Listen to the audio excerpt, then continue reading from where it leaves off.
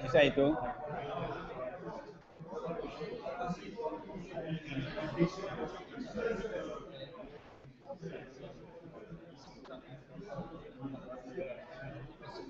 Possiamo partire?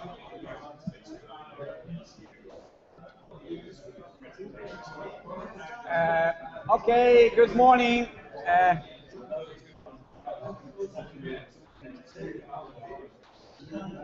Please, people, we are going to start.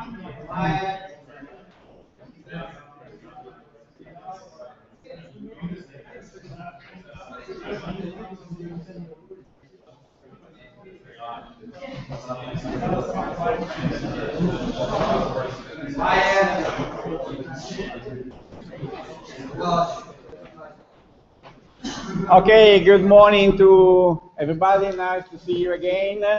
We're going to start this third and last day of the forum. We had two very interesting days in which we have the opportunity to have several speeches, very interesting on several topics. And now we are starting with the last we schedule in the program.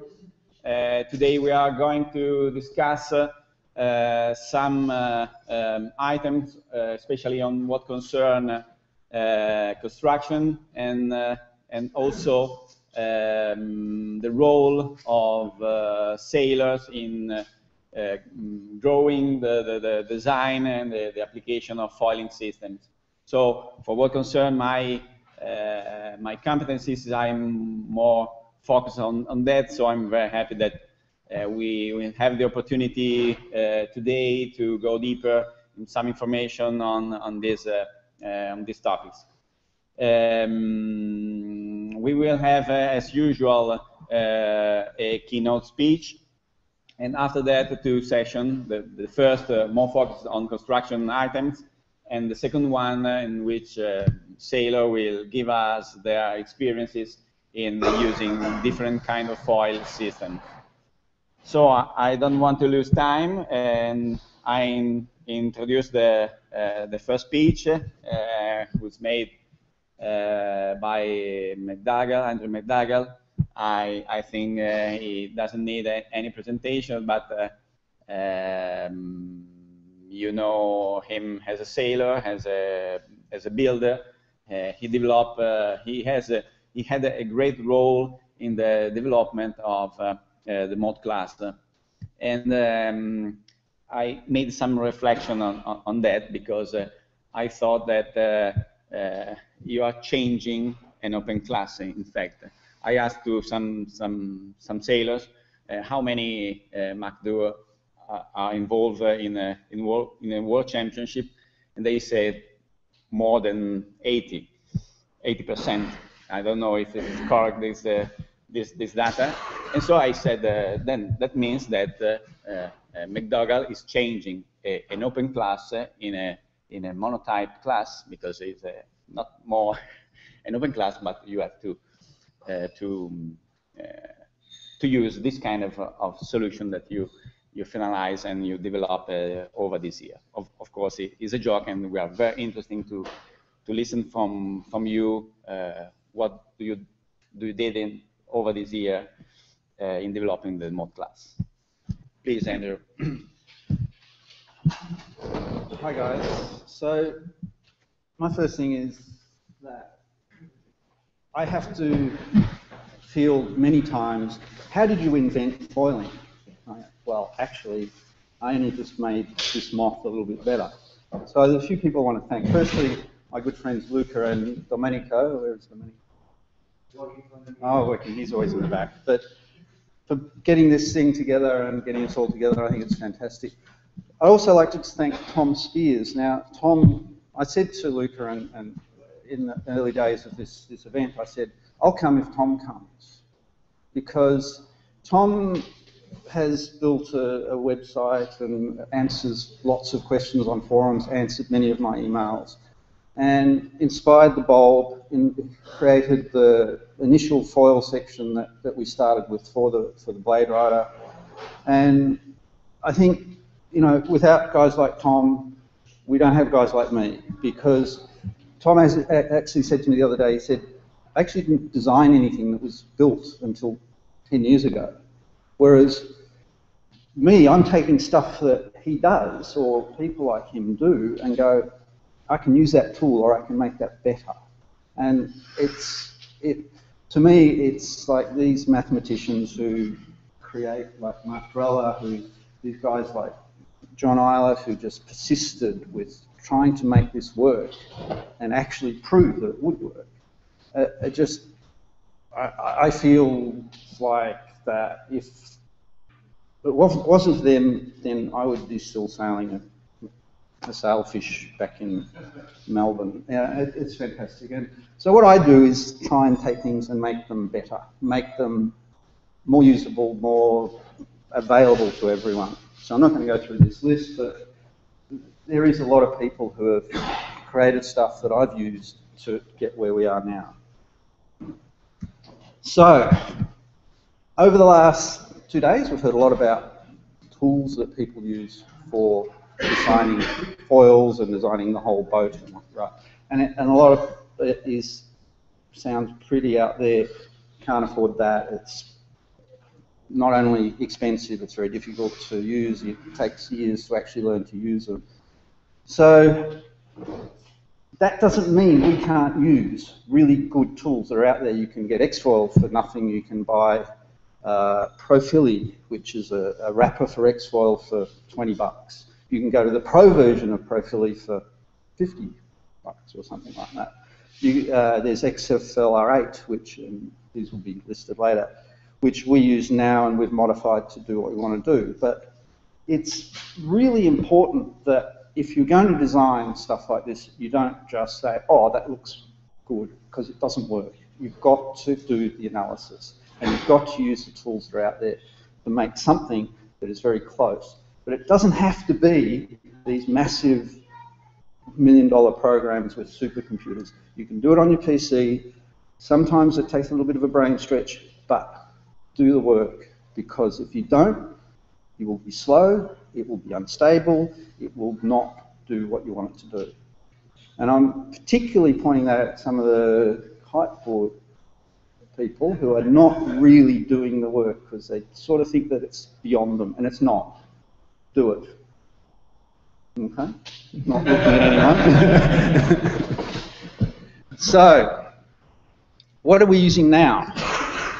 We use X-foil, an XFLR5 derivative, and we've modified it for section and flap optimization. We use a spreadsheet for designing hulls, and mainly because I couldn't find much that was available that I was capable of using, and I understood what I was trying to do with the hull as we were lifting out what sort of dynamics we were trying to get. We use McSail for the sail design, which we sell around the world for all the windsurf guys. We use McFin, which we wrote ourselves for the 3D foil shape, which I'm going to show you in a minute. And much later in the piece, we got into an argument with one of the hydrodynamicists at Alinghi, and he tested our Blade Rider foils and was very surprised and allowed us to do a lot of analysis on their systems for the Mac 2. But going back to the simplicity of the tools, all that did was shift the shape of our bulb slightly.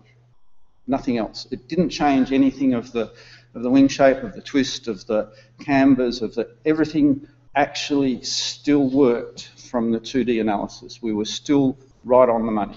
We didn't change anything having that extra tool. So that very powerful tool, I think it was $500,000 rental per year for the actual software, and then I have no idea what the actual computers were, did probably changed our performance by a squillionth of a %.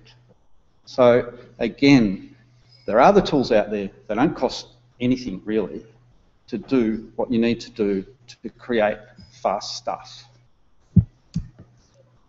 So that's basically. So for the Blade Rider, all I had was Profili, which is just a wrapper for X-ray. Had no other tools. And we did the bulb, we did a lot of stuff. I spent a lot of time on it, yes. It was about 4 months just on the front foil and the flat positions. But it was worth it, because I knew that if we got that right, the rest would flow through, and it did. And I just, again, this is sort of talking about the difference between Tom and I, and I was just trying to take the tools available to engineer, to sell. So every decision we made was about, is this something that's going to sell? Is it what people want? And it's really easy to get caught up in the technology and go, oh, we can do this wonderful, amazing thing. But And I would have pressure from the marketing guys or whoever to do stuff that was out there. Oh no, we've got to do it differently. Well, no, I don't want to do it differently. I just want to do it so it works. I want it so that it does what we want to do. We want to go fast. We want to be safe. We want to be able to pack it in the box. We want to. All the things are important, and just continually testing what you're thinking against what it is you're trying to achieve.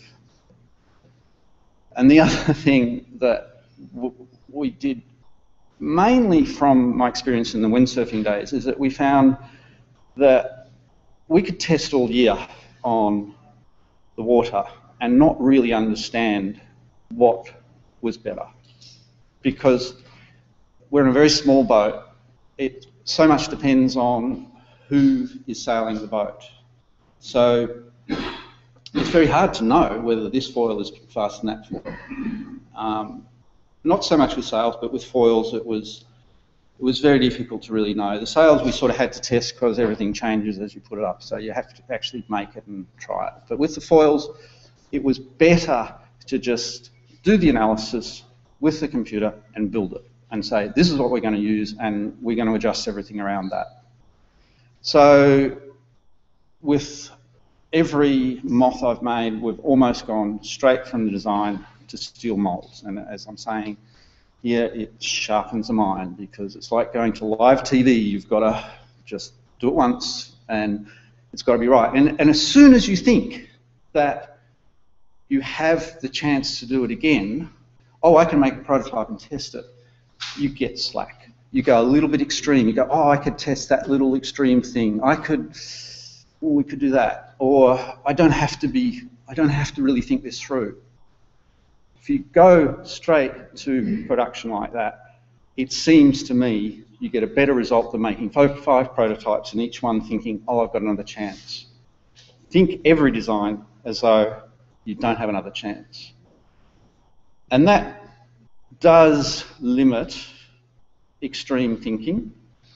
So if that's what you're trying to do, something really extreme, well, that's not going to work. But for what we were doing, we were building a boat we wanted to sell. So it was down the middle. So, and again, resist being pulled to extremes, and I just get it all the time. Oh, why don't you do this? Why don't you do that? They're doing that, that's faster. I'm going, yeah, but it's extreme. It's only working in that condition, or it's just a fad, or whatever. Just stay centered if you're doing what we're doing anyway. So I'm going to bring a little bit of technical stuff in here, because it's actually, I think I've distilled it down to something useful to anyone who's using a boat with a flap. And one of the things we put into X foil or the derivative of X foils was to just get a simple way of optimizing the flap angle for any speed. We know how much load we want on the foil, we need on the foil. We know the speed, but we don't know what the relationship is between the best angle of attack of the whole foil and the flap angle. And I did a lot of work with this early in the piece to work out how we should sail the boat, but it was very manual, so we wrote some stuff in X-foil to make it a bit easier to optimize. So what you see here, let's ignore one of these lines. Let's ignore the green line from the moment. But this is the optimum flap angle on a Mach 2 against the speed you're going. And the wobbliness at 40 knots, that's completely irrelevant. That's because it's just not coping with it. The analysis is not coping with the wobbly at the low speed. Again, some weird things are happening. But probably I'm going to flick between these two slides, and this is the angle of the main foil in optimum. So basically, we're starting off with very low speeds at about a 2-degree angle of attack is the optimum. And then as we go faster through 15 knots, it's coming about level. And then we go to 25 knots, we're in the 1-degree slope down. And then when you look at the flap, basically the flap is staying quite constant after we get to about 15, 18 knots. So what is happening here is that you need to, as you go faster, get the bow down. And I just wanted to do a graphic of what that looks like. So the first one is our optimum angle for takeoff, where it would be better having the bow down a little bit more as we take off for the hull shape, but it just gets too extreme as you're going faster. The middle is about our 15 knot upwind speed, and down is our 25 knot speed. So I just pulled a few pictures of how I look when I'm sailing. Everyone says I look so bow down, and I do, and it's faster. And that is the theory behind why we're sailing bow down. What I was going to say is that, and it's also the reason that we now have a rudder that's much longer than the centreboard, so that you don't skip out when you're bow down. So just going back to here, this is the alpha, this is the actual main foil angle. And tell me if you want to look at these a little longer or less, just because you want to absorb it, but it's actually the most simplified I get it. The green line is the same thing, but in more turbulent water. So sailing in waves. So in waves, it shows that we actually even have to have the bow even more down than we have in flat water, because the foil doesn't cope very well with the turbulence. And at high speeds, it's just, all things are going weird. So we guess what the turbulence is. There's a factor in X-foil that allows you to choose different ones. Generally, the turbulence that we calculate with is much more than an aeroplane calculates with, and so a lot of the data you see from airfoils is actually not that relevant to us because they're testing in much smoother conditions. But all I wanted to point out there is that you will find sweet spots for each condition, and it changes. You can't say, oh, this is working today, and have a little mark on your tiller or whatever. It's just changing, and it might change from one side of the lake to the other, and it can mean the difference of a few boat lengths, or it might mean a difference of 100 metres downwind if you just get everything right.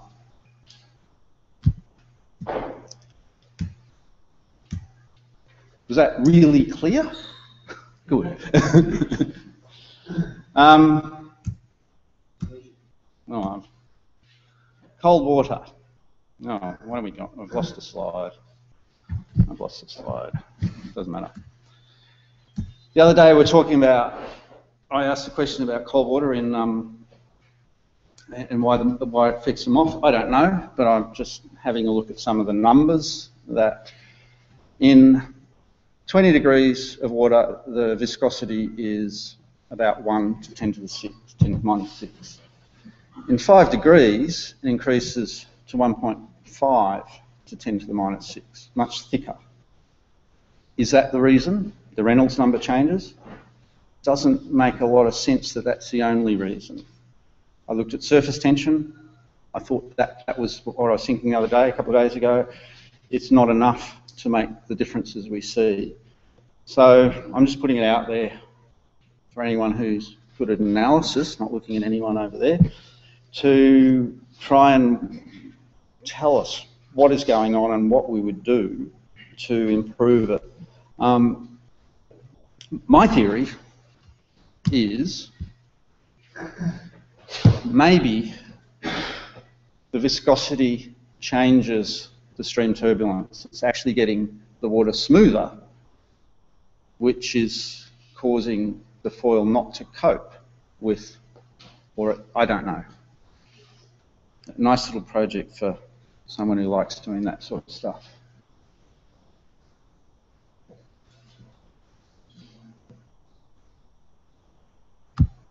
I'll leave that one with you.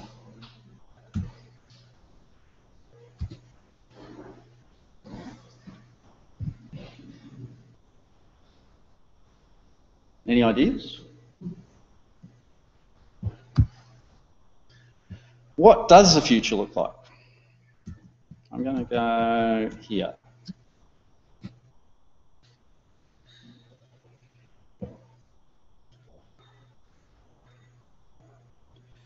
We look at all these boats, and they're fantastic. The ACs, the moths, they're unbelievable. But where can we go? And what we've got to keep realising is that we're so far from what can be that it doesn't mean we have to keep developing, but we have to keep in mind what is possible. And as Primrose the other day asked, are we looking at nature? Well, I think anyone who's designing any of this stuff who's not looking at nature is really is missing it. I've been looking at these things since I was well before I started sailing, and it's just continually inspires me to think, well, what could we do? If we could morph stuff like these guys do, they are just doing incredible things with amazing versatility. You know, an AC can go out in 8 to 23.1 knots in a certain tide, and that's it. If it's anything else that's stuffed, it comes to shore. What do these things do? Just fold their wings rack and sit there in 50 knots of wind bobbing in the waves. It's just a completely different perspective of what is possible. So I think whenever anyone asks is what can we do, is just so much more to do. It's just, do we need to do it? Some of the things. So what's the future? Has anyone ridden one of these? You have? Anyone else? Come on. Bit of response from the... Can you ride a bike? Is it easy? Hands up, it says riding a bike's easy. Come on, bit of... All right, so a lot of you didn't put your hands up. Who says it's hard? All right, there's some non-people in here. They don't exist. So it's easy. It's an easy thing to do. Has anyone ridden one of these? Not the ones they rode when they were a kid. An adult one. You have? What's it like? It's really hard. You go around the corner, the thing tips over. It's the most dangerous thing I've ever done in my life. I got on my mum's one. It's really hard. So, what about riding a motorbike? Have you ridden a motorbike? Its equation changes. It is actually quite hard to ride a motorbike. I've crashed a couple without a license. But so as we go bigger and more powerful, this actually makes sense. When we're small and one person, it's all like, this makes sense. So the moth in the small size makes sense. The catamaran, to me, in the big size makes sense, because we try and do a big size moth. I reckon this is where we're heading. And I don't want to go there. So the future for me is not in the catamarans, because that's not where I come from. So the future for me is in a smaller boat that's accessible to a lot of people, particularly the kids. So the last 4 years I've been thinking about it, probably even longer, what it is that when I'm standing on the beach and the kid comes up to me and he says, I want a moth, daddy, mummy, whatever.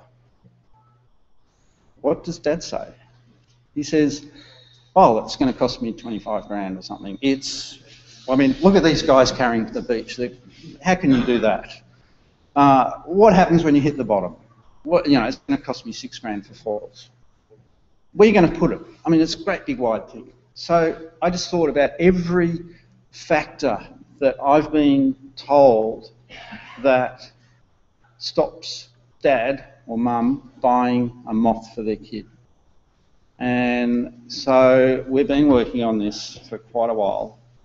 It's had a number of catastrophic design changes as we realised, oh, we didn't think of that. And I think somewhere I got some stuff which I'm not going to show to anyone outside this room, but you're going to see it. So they're going to turn the camera off right now. We just for saying for people in live streaming that we have to stop the camera for 5 minutes, around 5 minutes, and then we come again with the other part of the section.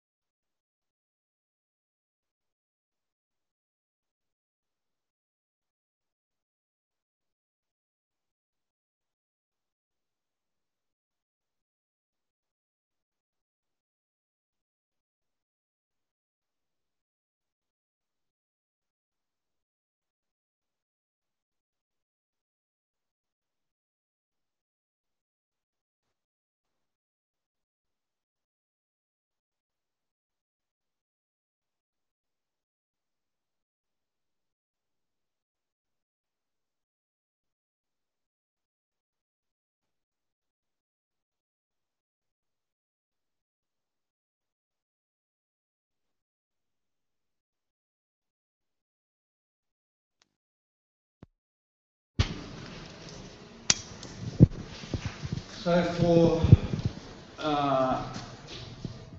oh, she's jammed up. It will come back. I talked about McPherson, which is a software we wrote for the windsurfing days, mainly to optimise the cut paths for milling out fins in production. And we ended up modifying it a lot for designing the moth foils, and did a lot of optimisation of how you get the transition from the main section to the bulb. And it's not an analysis tool, but it just makes it very simple to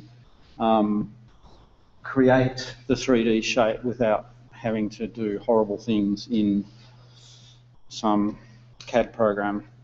So all the input, this is the whole input other than the foil sections that goes into McPherson, and it's just a DXF outline shape with we've got a thickness profile along the chord. We've got that's a thickness position, so you can move it as it goes along the foil. It's a camber position as it goes along the foil and changes at the bulb. We've got the thickness that we can just change along. We've got the camber. We've got the reflex of the foil, as in it going down, and we've got the twist. So they're just all lines, fed lines that are fed into here, and you can see they're all here. And also section shapes that morph between the stations. You can put a trailing edge thickness on there, which obviously you need to build it and to not cut people in half. But just, we've never actually sold this program, other than the designer for North Sails Windsurfing uses it. He helped fund it in the first place.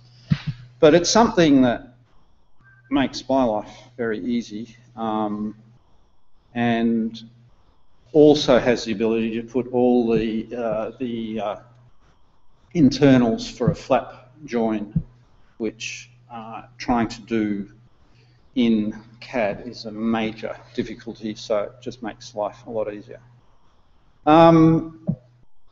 McSail is a funny one because we wrote this probably started in '85. It was a spreadsheet, ended up being connected with AutoCAD. It was always 2D and still is 2D, yet is used by Neil Pride, North Sails, Gastra, Severn, because in our scale, 3D does not work. It's so difficult to make changes to the sail in 3D and or to a prototype, and then actually put it back to the 3D mold and then create the panels that you created. It just was not viable. Plus, there's battens and cams are pushing all sorts of shapes into the sail that you really can't do much with the 3D program.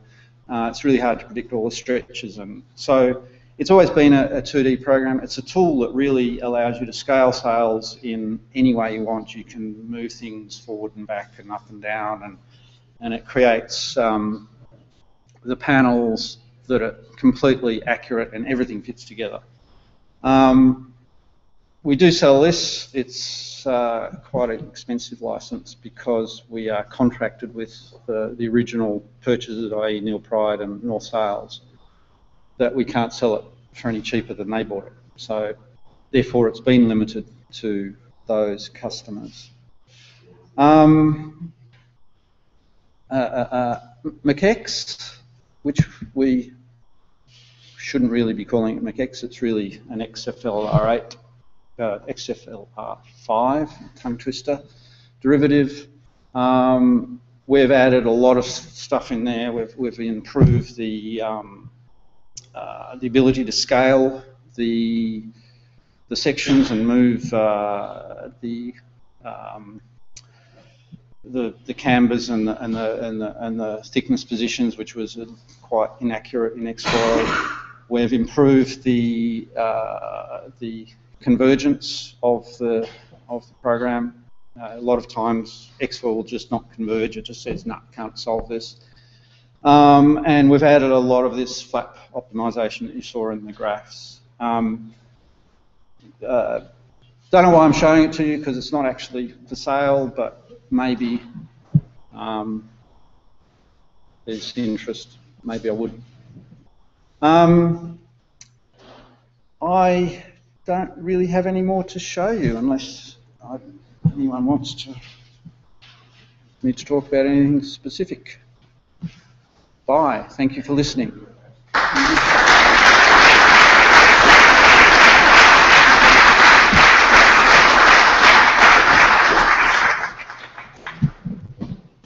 Thank you very much, Andrew. I had a reply to my question when you start. I know why we have now in the World Championship more than 80% of McDougall A. I understood that the problem of vision. And I think that you open a lot of topics for the discussion at the end of the morning. I think also Tom Spear could have some interaction on several topics you discussed this morning. Thank you again. And after then we have a further contribution is made by Andrew MacPherson. I invite Andrew to take place here. Just a moment to connect the PC.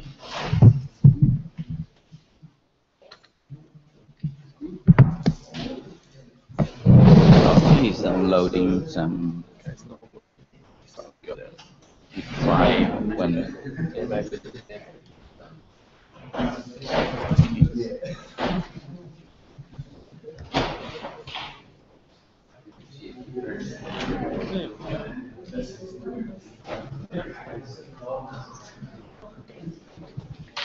Okay, also Andrew definitely had a great presentation. I imagine you all already know him as a sailor and for his role in developing GC32, and his speech is focused on a question that we already discussed over these days, is on the way spread the using of phoning system, and so I think that he has a great experience in that, and so we wait to have some more information from you. Please. Cool.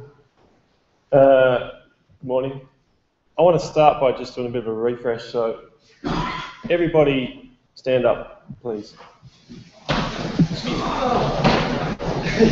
So, a bit of a stretch.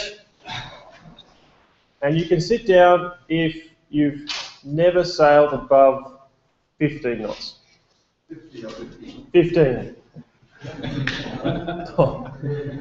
18. 20. 21. I know it's a tough crowd. I'm going to sit. Okay, that's it. 23. 23. 25. 26. Sebastian, you look relaxed. Why is that? 27. We've got to be getting closer now. 28. Ah, Luca. 29. Oh, we lost a few there. 30. Hey? No, only sailing. Only sailing. So 30. 31. 32. 33. 34. 35. Andrew, is that in flat water or waves? And then down, yeah, okay. 36. 37. 38. 39. Oh. Wait, above or what was the question again? Have you been above? Okay. Yeah. 40. I'm not going to count, James. 41. 42. Everybody stayed. Oh, sorry, I'm hard of hearing. 42. I had 42. Yeah. 43. What's going on here?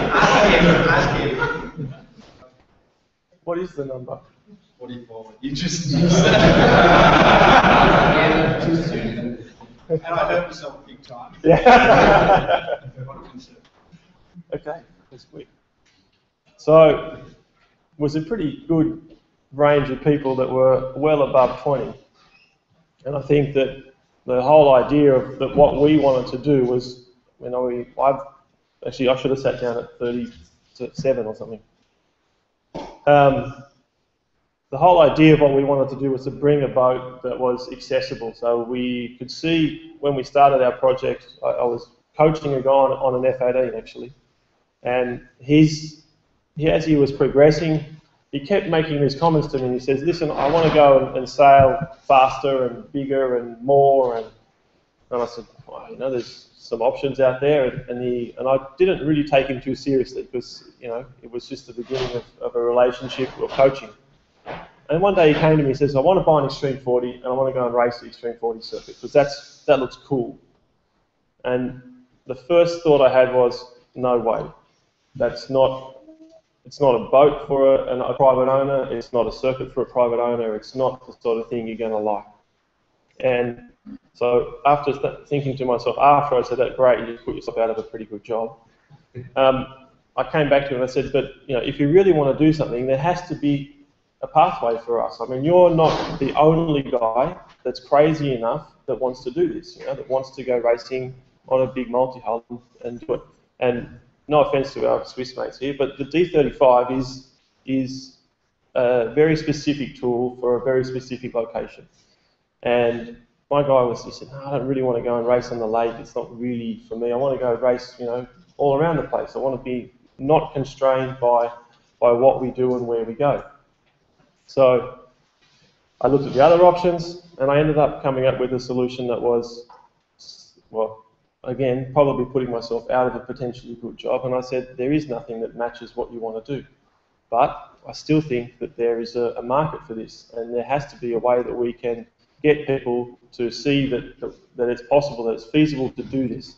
So what we did is we sort of, I think it was Christmas a couple of years back, I was in Bali and this guy was in Martinique, and he called me and says, "Listen, I've had a few drinks, but I think we should do this." And that's where it started. So then we pressed the button on the whole range of, you know, I guess setting the parameters that were important to us, the things that were absolutely necessary, things that were optional. One of the optional things was it would be really cool to be foiling because it did a number of things. It made it safer. We knew that from seeing, you know, other boats that were foil assisted. It made it more fun, and it was just that extra little thing that made it so that it differentiated our product from the other pieces on the market. So what we wanted to really try and do was to combine all that in a package that was accessible. So essentially what we did, I'll just sit down, was we saw that the America's Cup was going into a stage where there was going to be a crazy amount of development going on. So we had to have a solution that was probably going to be adaptable to whatever they found. No matter how big a budget that Laurent, my partner in this thing, would come up with, we were going to get outspent and outthought and basically left for dead. So we knew from the start that as good as Martin is, that we needed to have something that we could swap in and out when we had found what was right, or someone else had found what was right, and then we could borrow it. So that's what we did. We made so it was pretty modular. We made, I guess, a lot of the factors that were really important, such as making the boat stiff and strong, and the systems adaptable to anything that could come in the future, or that we thought could come in the future. And then we sort of went with a conservative solution for the first while, which gave us a year and a bit to nail down any of the little bits and pieces on the boat that needed to be sorted out, such as structure and just tiny little things that you chase around with any new boat like that. So we ended up with something that was pretty interesting in terms of the fundamentals, the things you can't change. So the dimensions of the boat, so the length and width ratio, ended up pretty much exactly the same as the new AC62 rule. The things like the amount of rake that we can put into the main foil, so we had to design a dagger board case and a system that allowed us to move the foils backwards and forwards.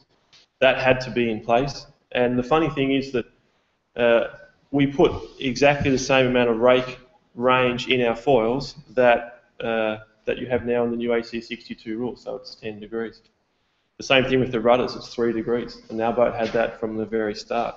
And this was all doing this stuff before we'd even seen the Team New Zealand boats flying.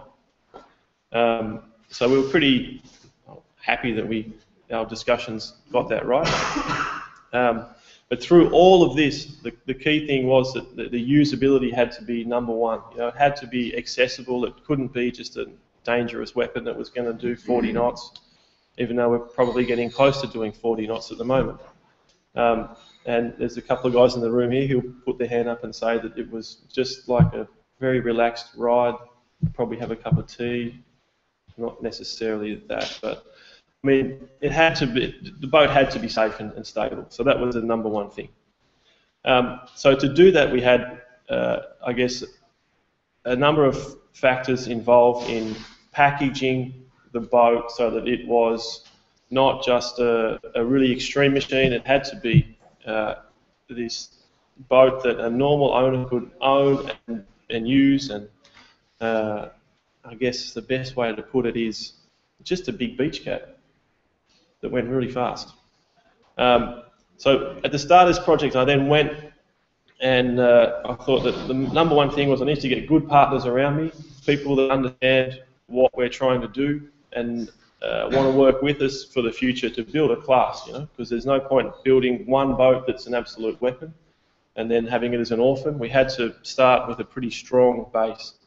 So I went and talked with a lot of builders all around the place, and we picked our partners based on a number of factors that we set out, which was they had to be able to deliver what we asked for in terms of technical specs. They had to be able to work with us in the way to build the fleet, and they had to understand that it was a journey. It wasn't going to be, a one single transaction. We had to work together to achieve this.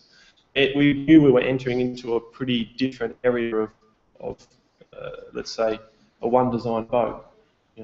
It's not so many one design boats that you can go out here on the lake like the boys did yesterday and go and do 37.9, come in and have a cup of coffee and then go sailing your moth in the afternoon. It's a pretty unique balance of features that we put together with that. The total ownership of the boat had to, I guess, be something that you could manage. We didn't want to be like an AC campaign where we had 10 containers arriving and a crane and all the gear. So the really big focus was that, and one of the parameters I said was I want to be able to hook it onto my car, drive to the event, put the boat together, launch it and sail it without any assistance. And when you think about raising a 16.5 metre mast without any assistance, the first time you do it, as Josh, who was there with us the first time we did it, there was a bit of head scratching and making sure that we checked the lines about 700 times before we did it. But once you get it all sorted out, it works. And actually, I think we've now probably collectively put the rigs up and down on all the boats more than 100 times. And we've never had an incident. In fact, I think it's safer and easier than doing it with a crane. So some of the things that were a challenge at the start actually make life much easier at the end. It's easier to invest in sorting out something well before you go to production or send something out there. You're better to do it before you build it. The other thing that was important was if we're going to have owner drivers, or even if you're a professional, You need to be able to do your job, and you need to have the guys that are sailing on the boat here. This is a good one, I like this one. You can see progressively, and all the bowmen in the world will like this, because you can see that the guy at the front's hiking the hardest, and as you get down towards the back, they seem to be getting more upright and a little bit less physical. But we needed a boat that was able to be sailed by a wide range of people. It had to be athletic, because that's the challenge of it all. We don't want to go we want to go cruising around. We all go and get a Beneteau or something. So it's a sport.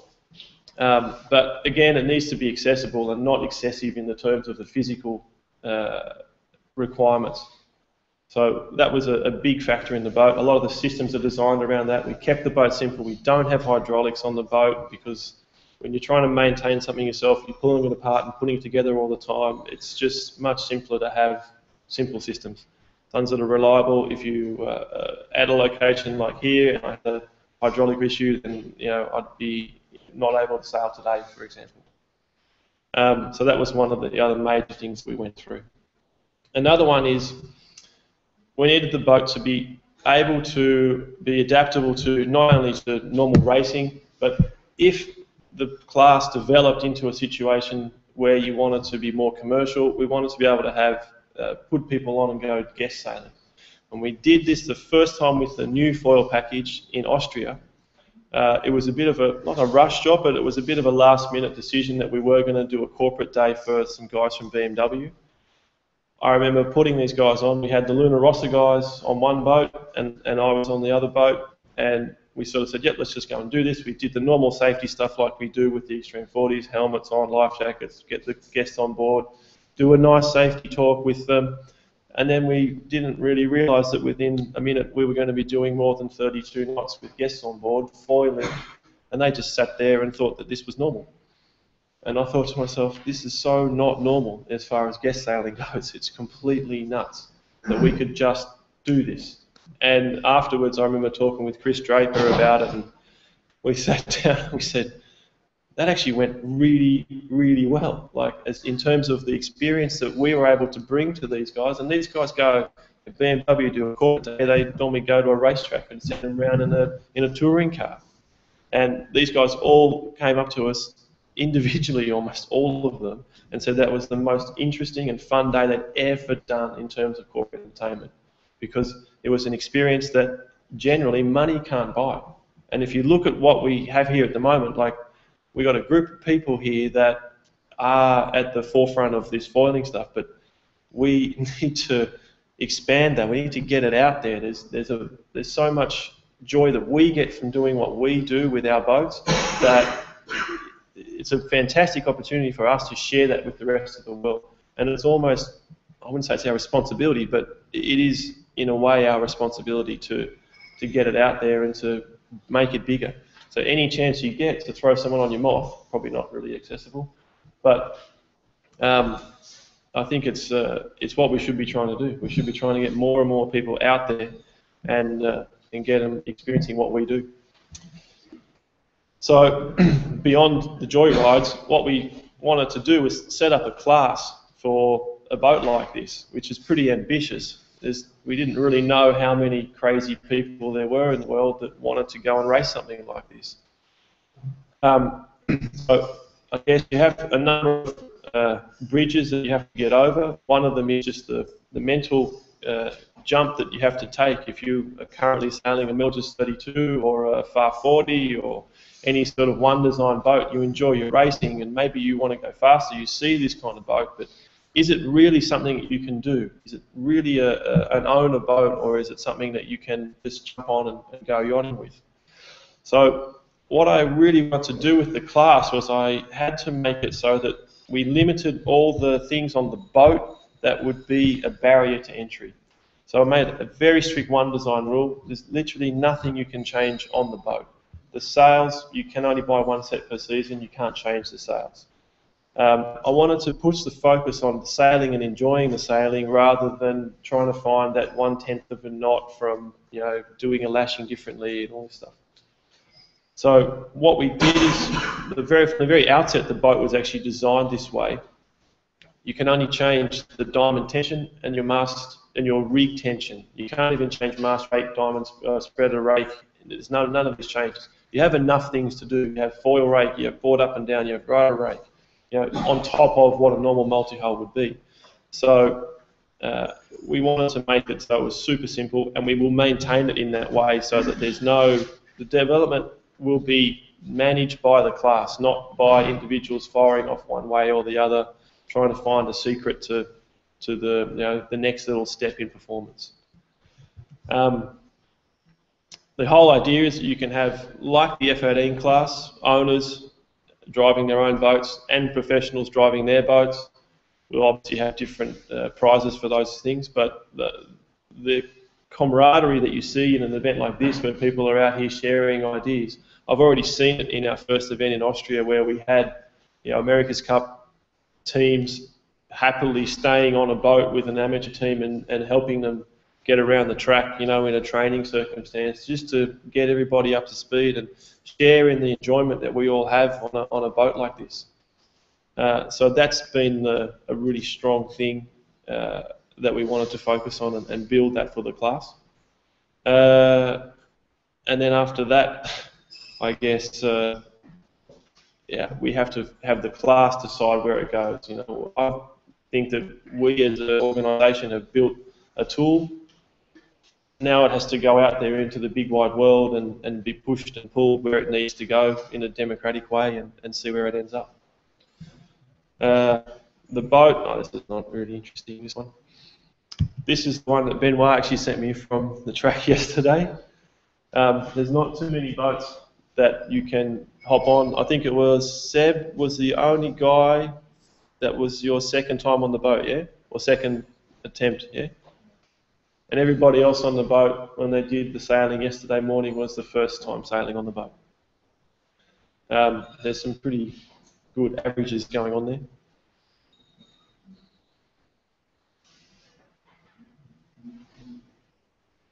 That's all I got for you. Cool.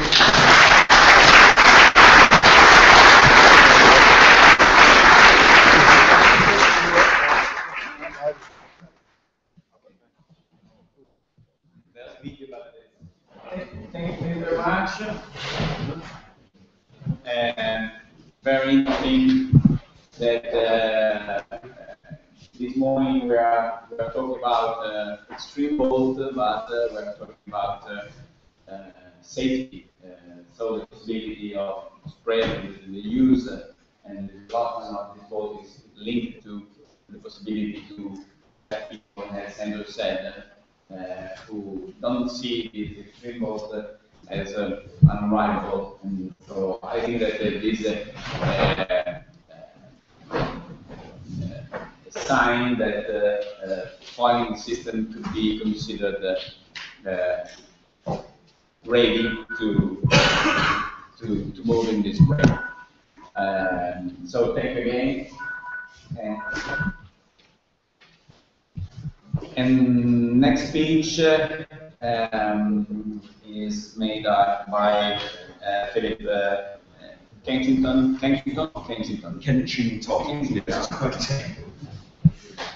And we move furthermore in the direction of having some more information on tools to support design and to validate what the design want to realize. So we already had some information about the project of C-Fly yesterday, and today we can discuss more about the way of testing and measure the result obtained after designing and realizing the boat. So please. Hello everybody, I'm Philip Kenchington. I'm Philip Kenchington. I'm saying it 3 times, hopefully that's impressive on you. Perhaps I can remember who I am. But, anyway, what I'm going to do is talk about validating the design by test and measurement. It sounds a bit of a heavyweight thing, but I'm not actually going to go too much into it. I'm really just going to talk about the developments that we've done with C-Fly. As you can appreciate, she's a complicated boat, not complicated boat, designed for going offshore. And in that, there's a whole load of stuff that comes out which has never been done before. I mean, the boat is utterly unique. We are capable of sailing at considerable speed on flat water, but she has been designed primarily for going offshore. And out of that, as you'll see, there are things that need to be addressed. Sorry, I've never driven this one before, so let's see how it goes. A slight introduction. I'll give you an introduction about me. I started sailing as one normally does as a child. I was thrown in a boat by my parents. I was about 7 years old. And the first thing that I did was sail downwind, not really in control. And in this little dinghy, the first thing that happened to me was that she started pitch blowing and driving then under. And that was a sort of taster of how sailing was. I rather liked it, but it was also slightly scary. I then started a professional sailing career. Slightly odd, because I jumped on a square rig sailing ship and spent a few years sailing and rigging square riggers in the traditional traditional square rig sailings with rope and splicing and all the rest of the things that go with it. And I just want to refer to another point in that, an extraordinary sort of sailing experience, because unlike anything that goes on here, it had the worst performance that you could possibly imagine.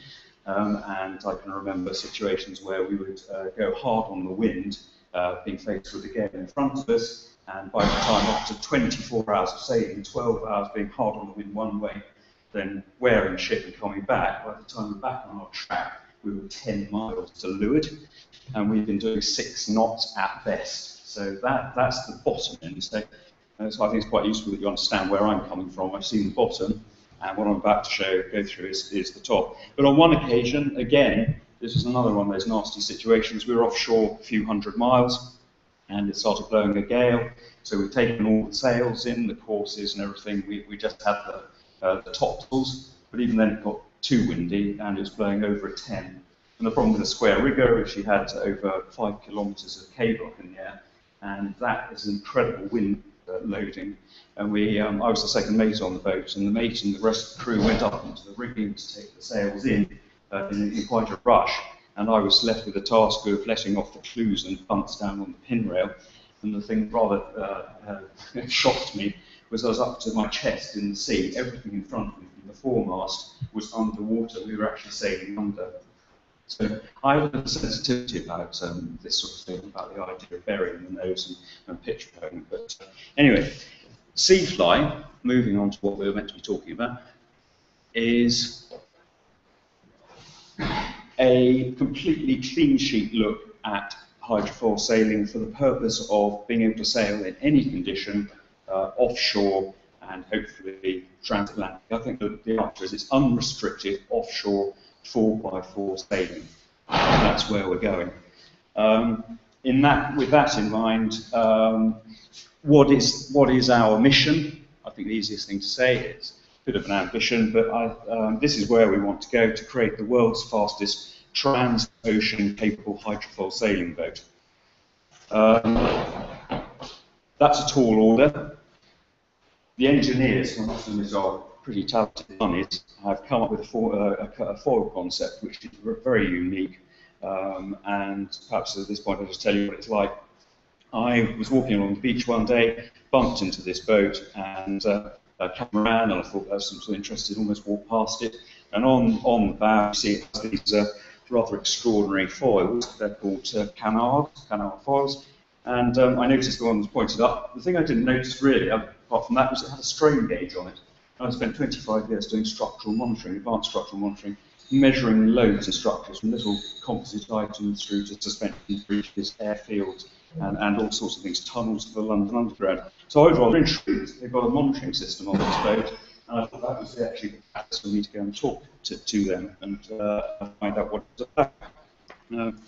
My first sail, we left the beach at over 15 knots, and of course, considering I was on a square riggers before, it was 5 knots, best 10. To leave just in displacement mode at 15 knots was pretty impressive. We went round and up into wind, stopped, as they do with these catamarans, pointing into wind going nowhere, rotated the foils round, the 2 foils at the front rotate round and drop into the water. But because, of course, they're designed for going forward, it means they're not very good at going back. So by the time you've rotated the main foils down, she just sits there in the water, and it's really rather bizarre because you could be travelling along at great speed and just turn into wind and stop, and it goes calm. And we went across the bay, 30 knots, the water absolutely boiling under the foils, an extraordinary experience. But the thing that really got me was as we came to the end of the run, I thought Chris would turn the boat up into wind and we'd tack around. He didn't, he just jived away.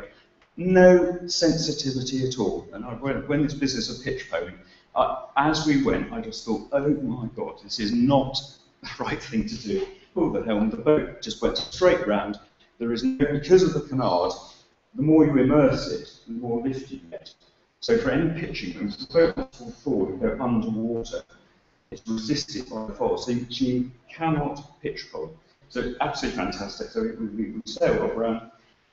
Then the next trick was we headed out towards the sea, and there's a point just off the south coast there at Old Harrow where it goes from flat to waves. And up ahead was a line of waves you could see were about 1.5 meters. We were travelling around 30 knots. And I thought, great, we turn on here, we'll tack again, that's fine, that's fine.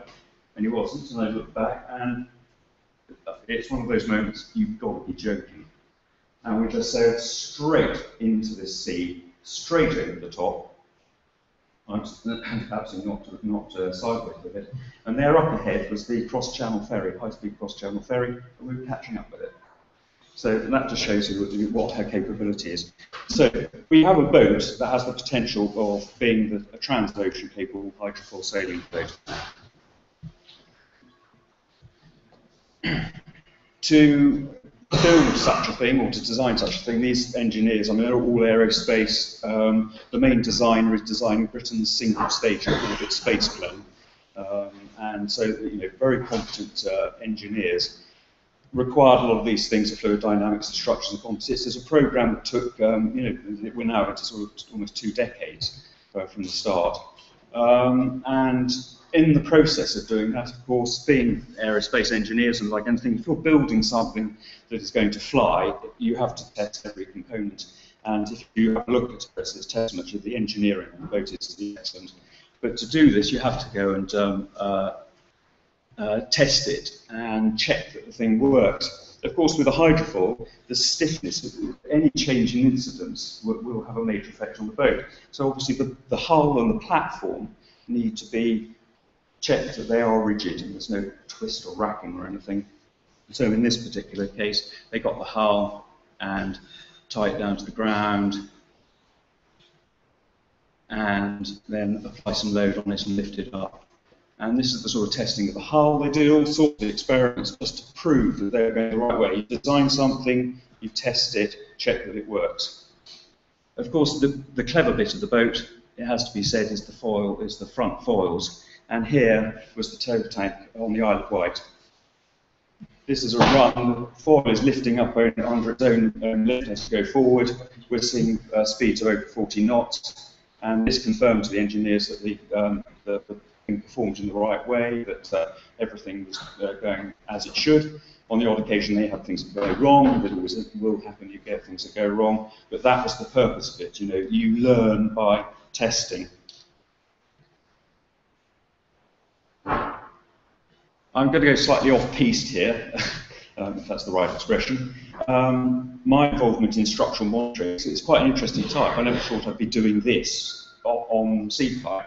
But I was involved in, here's a project which my brother and I were invited by London Underground to test a carbon composite beam. The black beam there, the idea is that they need to strengthen the tunnels, and of course if you put steel in there, it's big and wetty and heavy and difficult to get in. They came up with the idea of actually making carbon composite beams to fit into the existing structure, and the beauty of it is there's lots of space below, it doesn't actually affect the passage of the kinematic envelope. So we built this huge rig. And the idea was that we would, there's a pump on the left, the bottom right, which would pump water up into a big tank above the beam. The beam's only supported either end on these load cells, and we apply load to it, and firstly check that the beam can take the load, that it's also going to snap. But the real thing, this is why I'm showing you this, the key thing, is about fatigue. It's all well and good designing something which can take the load, which we all do, but what happens with fatigue? And we said about the process, probably another slide here. Yeah, we designed the thing, my part of it, I was a software engineer, I designed the software to control this rig, to pump the water with a ram. We wanted to get to 1 million load cycles, which represented 10 years of monitoring, and we had data thresholds on it, and a text alert if the thing started to break. I get a beep on my phone, and we know what's going on. We also save all the data that goes into a database. So the issue with that is a static test that you can do on land, sort of thing, but it's also the fatigue of a composite structure is an issue. And that is particularly important when you're thinking about taking a boat offshore, because we do not know how sea flight can perform in the longer term unless you do some sort of assessment on that. Anyway, the boat was launched in 2006. Primary reason, outrageous sailing fun, which is guaranteed. We've seen that. The boat provides a full-scale test bed and will obviously give us real-world insights into offshore sailing. And of course, what you end up with is if you put in a design, you build a prototype, if you can test and measure it, you can alter that design, improve the prototype. And we're in a stage now, this prototype has proven the concept, it does what it's meant to do, but what we want to do is to be in a situation where when we move to the next stage, which is the ocean and the transocean side of things, we want to know that we've got it absolutely right, that we're not going to have anything come and bite us later on. So we did a lot of testing by going out and sailing. We have been conducting extensive sea trials, operating in both flat and rough water. Oh, it's a terrible thing to have to go out there day after day and push the boat, see how she performs, and it's incredible fun. And exactly as Andrew said, it's an extraordinary thing. All you have is a main sheet, a jib sheet, and tiller, and away you go. She's sailing in displacement mode, she'll sail up to 20 knots. In hydrofoil mode, she's designed for 40. We've had her in the mid-30s, and the thing I've been able to see 30 knots in waves up to 2 meters. So it's really, really exceptional, very exciting boat. Anyway, as I say here, the concept is now proven. We are interested, though, in doing, it doesn't mean it's the end of the story. There's more work that needs to be done. There's refinement. There are things that need to be refined. But all the foil format, the configuration, all sorted. The performance is good. You can see she just sails, takes waves with ease. But there is obviously a whole program of refinement. We installed a monitoring system on the boat. If you've got the boat sailing there, we were sailing backwards and forwards and saying, yeah, that's better, or it isn't so good. And you can't measure it. So this comes back to this test and measure. It's important for the engineers to actually establish that the loads within these foils are as predicted, as designed, because the last thing you want to do is, imagine we go out and across the channel or out into the Atlantic or something, and one of these bends and breaks, or you become limited. Limited in that you'd have to just rotate down the water and carry on sailing on 3. That's the other thing, you should sail on 3 hydrofoils, which doesn't need 4. In fact, when we're sailing to windward, we're sailing on 2 foils. So it's very, very versatile, and of course you can just rotate the foils out of the water and sail in displacement mode. But, sorry, I know I'm pretty happy, too much to say. Here we go. On the boat, we put a monitoring system. In that orange box is basically a Formula 1 sort of data recorder. It's standalone, battery backed, and we connect into sensors, various sensors on these front foils. The aft foils are all standard foils, so we're not really very interested in that. But full foils are where the clever and the data we need to be capturing information from. And you wonder, I'm sorry, going off piste again, you wonder what's the point in monitoring, the relevance of real-world monitoring. At this point, I wonder if we could turn the camera off, please. Sorry, can you turn the camera off, please? We can do the same thing as I'm going to share with you something. Okay, so I was asked by my brother and I, who ran a structural monitoring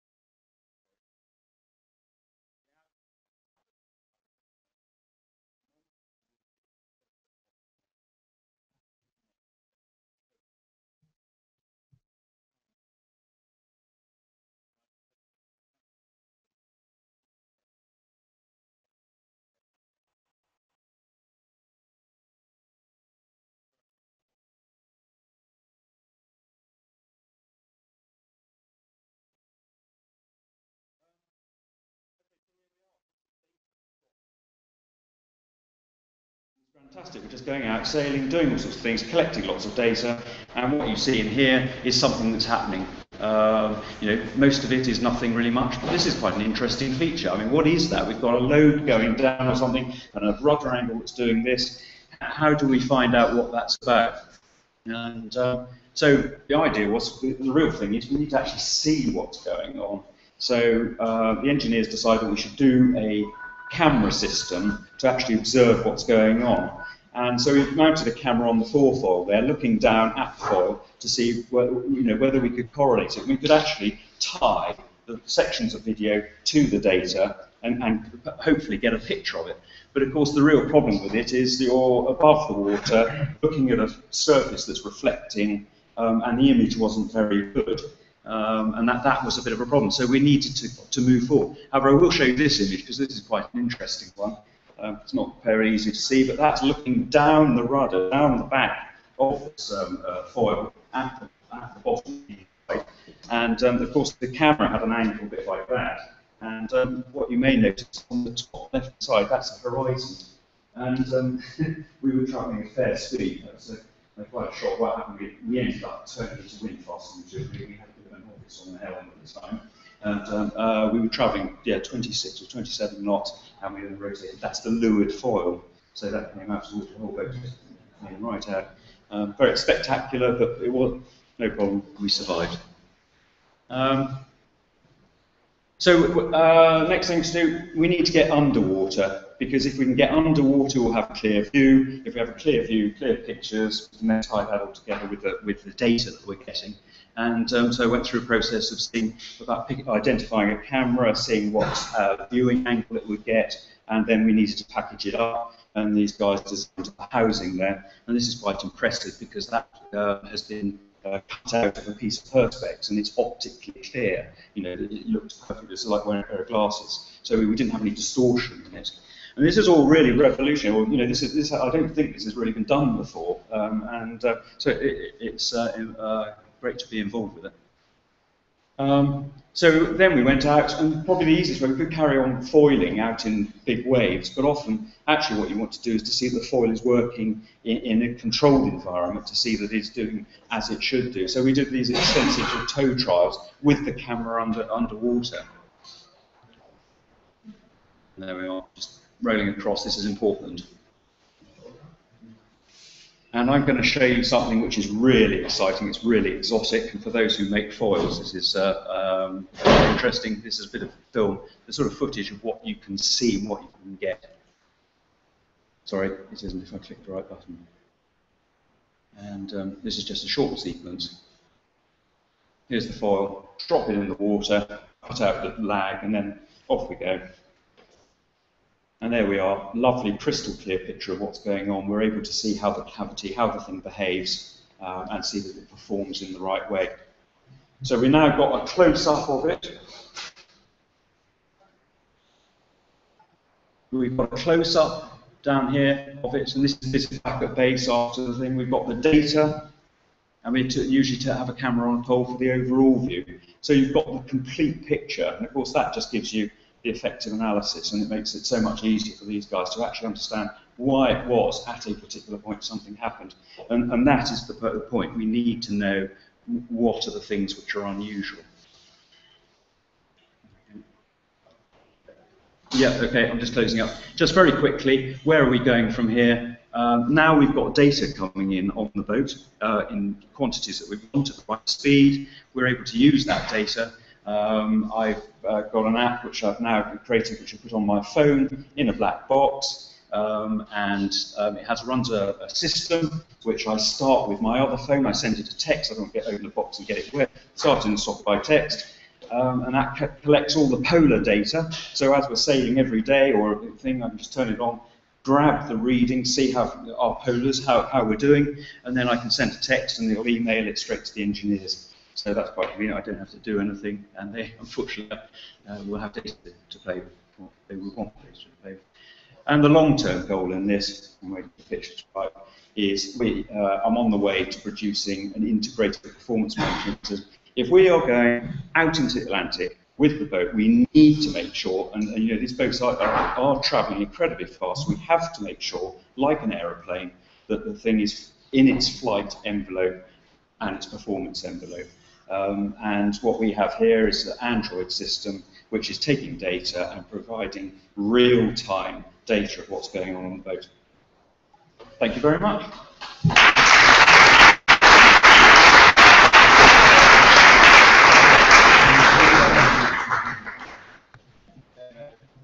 Thank you very much, Steve. Sorry for cutting time. That's fine. The schedule of the agenda, and now we can go deeper in structure planning. Unfortunately, we have still speech by Somerville coming from Pessico. I mean, you know, Pessico Stanley, the great producer not only of tools for production, but also use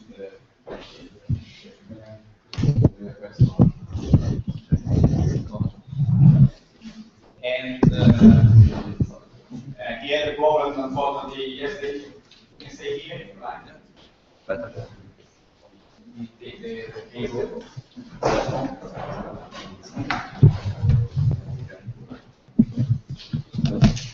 It's a bit closer.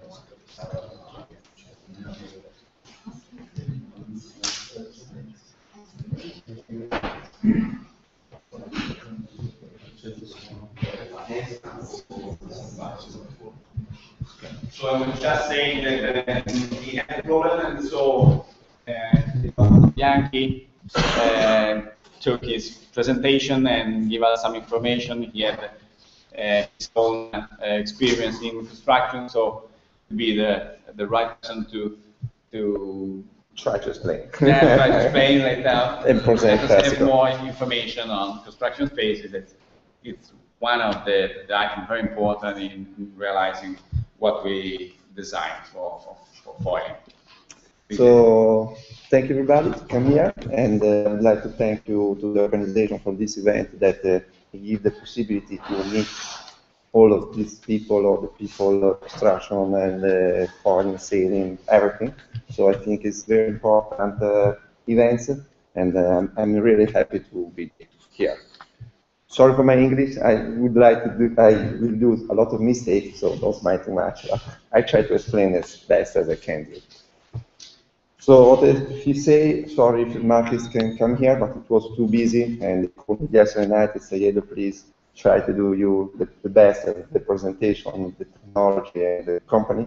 So I will start to introduce why we decided to present Persico, because during this day, especially the first day, we spoke a lot about foiling, we spoke about safety, we spoke about all of the system of foiling, but nobody say why all of these things is work.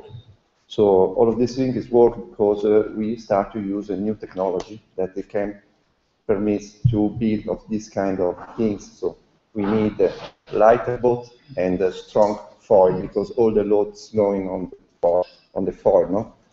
And for doing this now, during this year, we had a very big improved technology for all of this kind of things.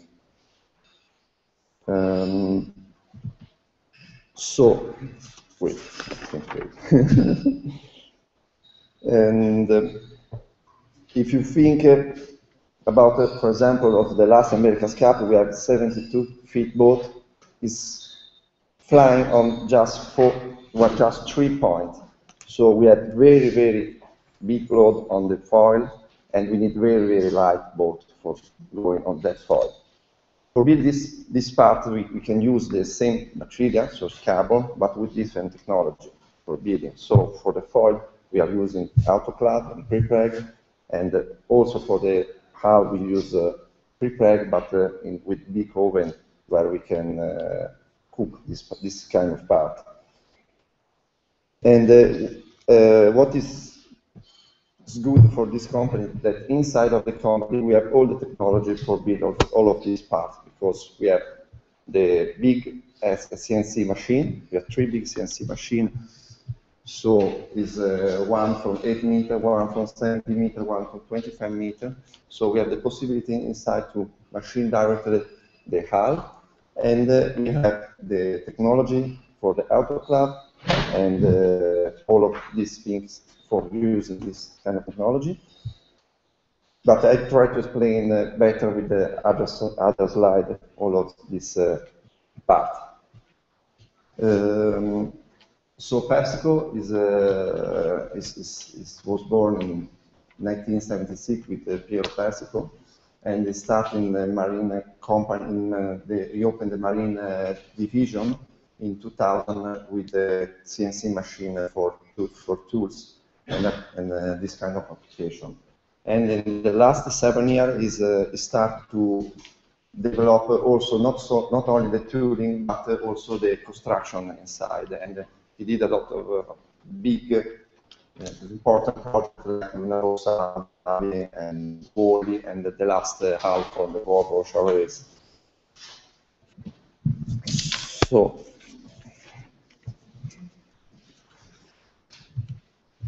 okay, and it's situated in the center of Italy, close to Milan. So we spoke before about tooling. What is important that now is possible to do directly the female tooling for a big boat. This technology we can have a lighter boat because we don't need to do the finishing, but it's coming well after take out the hull from the tube. And for the tooling, we had different technology, depends on the kind of construction that we need. For example, here we have a tool for 100, the Wally 100 feet, and we can divide the tool in different parts and assemble it and do directly in female tool.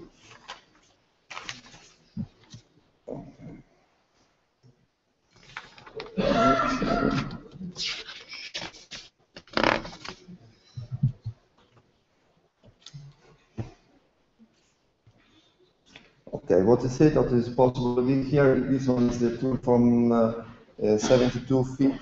It's Minimaxi Run, and it was a female tool. What is nice with this technology, the female tool, that we can also machine it inside of the tool, all the plates or detail directly. So when we take out the hull, we have already inside all the details. For example, the bearing for the rudder or the detail for the keel.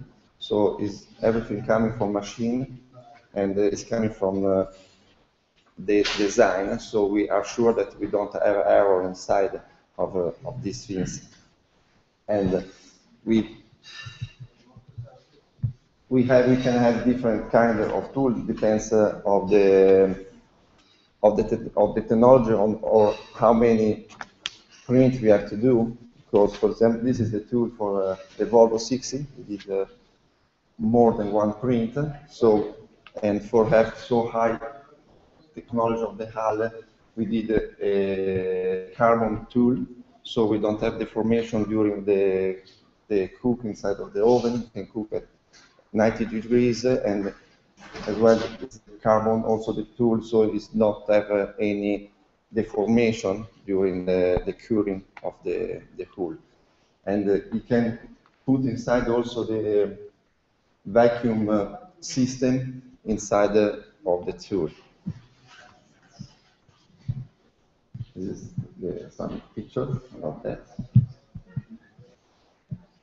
So with this technology, it's possible to do very high performance hull, and after we have to introduce also so when we finish to do hull, we have to do all the rudder on the foil and this kind of part. So we need a different technology. We are using the autoclave, and with the autoclave we can build and do a very performance part.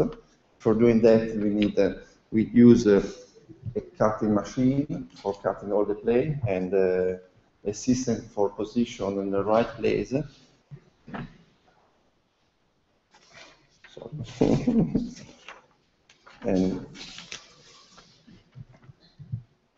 okay, that's a picture of that. So for doing this part, there is different material for example, in this case we have aluminium mold, and we can do the mail mold, and after build the carbon mold for the same problem that we saw before, not have any deformation during the curing of the parts. Here is also a technology that I developed for building a dartboard or foil that is using is coming in one part. There is no glue, and we have 5 spar inside. So with this kind of technology, we can have a really stiff piece and reduce a lot the weight, and also as well we don't have glue, so all the part is working together and the same material, and it's more strong compared and fluid piece.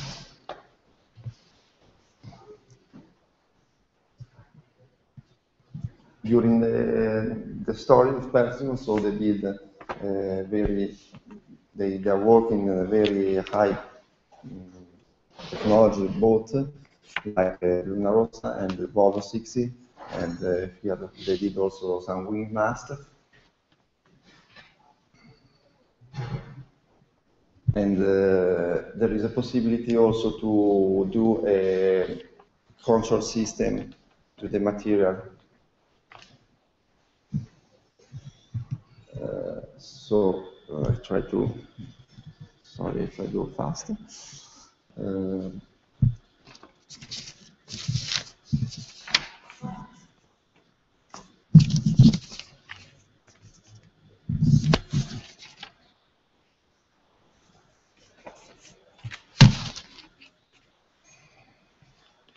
So for do this kind of pieces, we are using a carbon tool, and we cut all the play with a machine, so there is exactly the right size of the play, and we can use also a laser guide that is shown inside of the tool, where we can position of all the ply. So with this we can really reduce maximum the weight, and to be sure that we are going right to the project and what the designer did. And you have some question. This monochrome is I don't know if it's actually physical inside in when you're building. Is there anything inside? The insert inside. Nothing inside, yes. It was. It's built in one piece. Yes, it's built in one piece. Getting the pressure from inside is from black. We give the pressure inside. From black or from back and back. Back and back. Yeah. From back and back.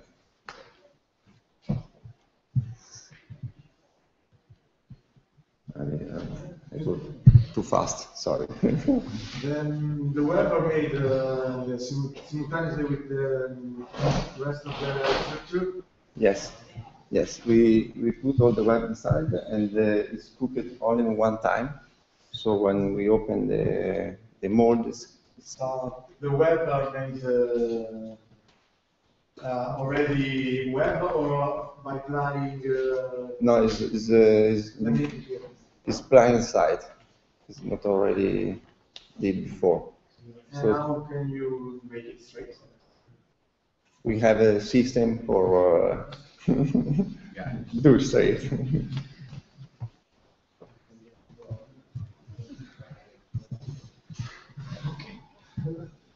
So,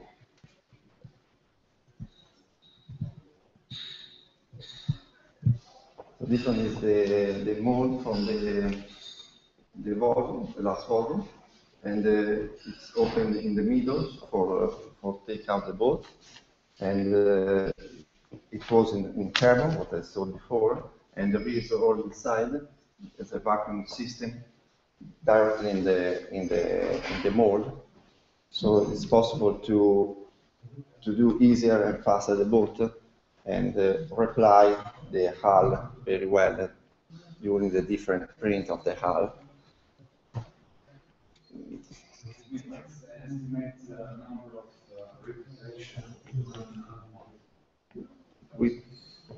With the carbon mold, it's possible to do, I think, close to 20, 30 replies, probably also more. In this case, it didn't do the number of the whole of. How many balls are there? We will see during the race. At least 6. Yes. Okay. Okay. Thank you very much.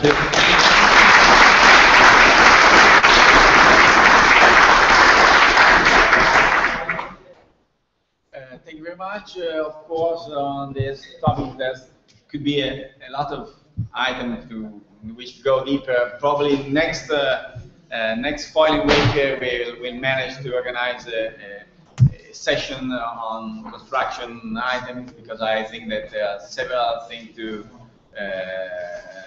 discuss on this and to develop. So, thank you. Thank you, everybody. Then we are a bit on late, but we can take now a little break. I suggest not more than 15 minutes, and after we talk about sailors, the role of sailors.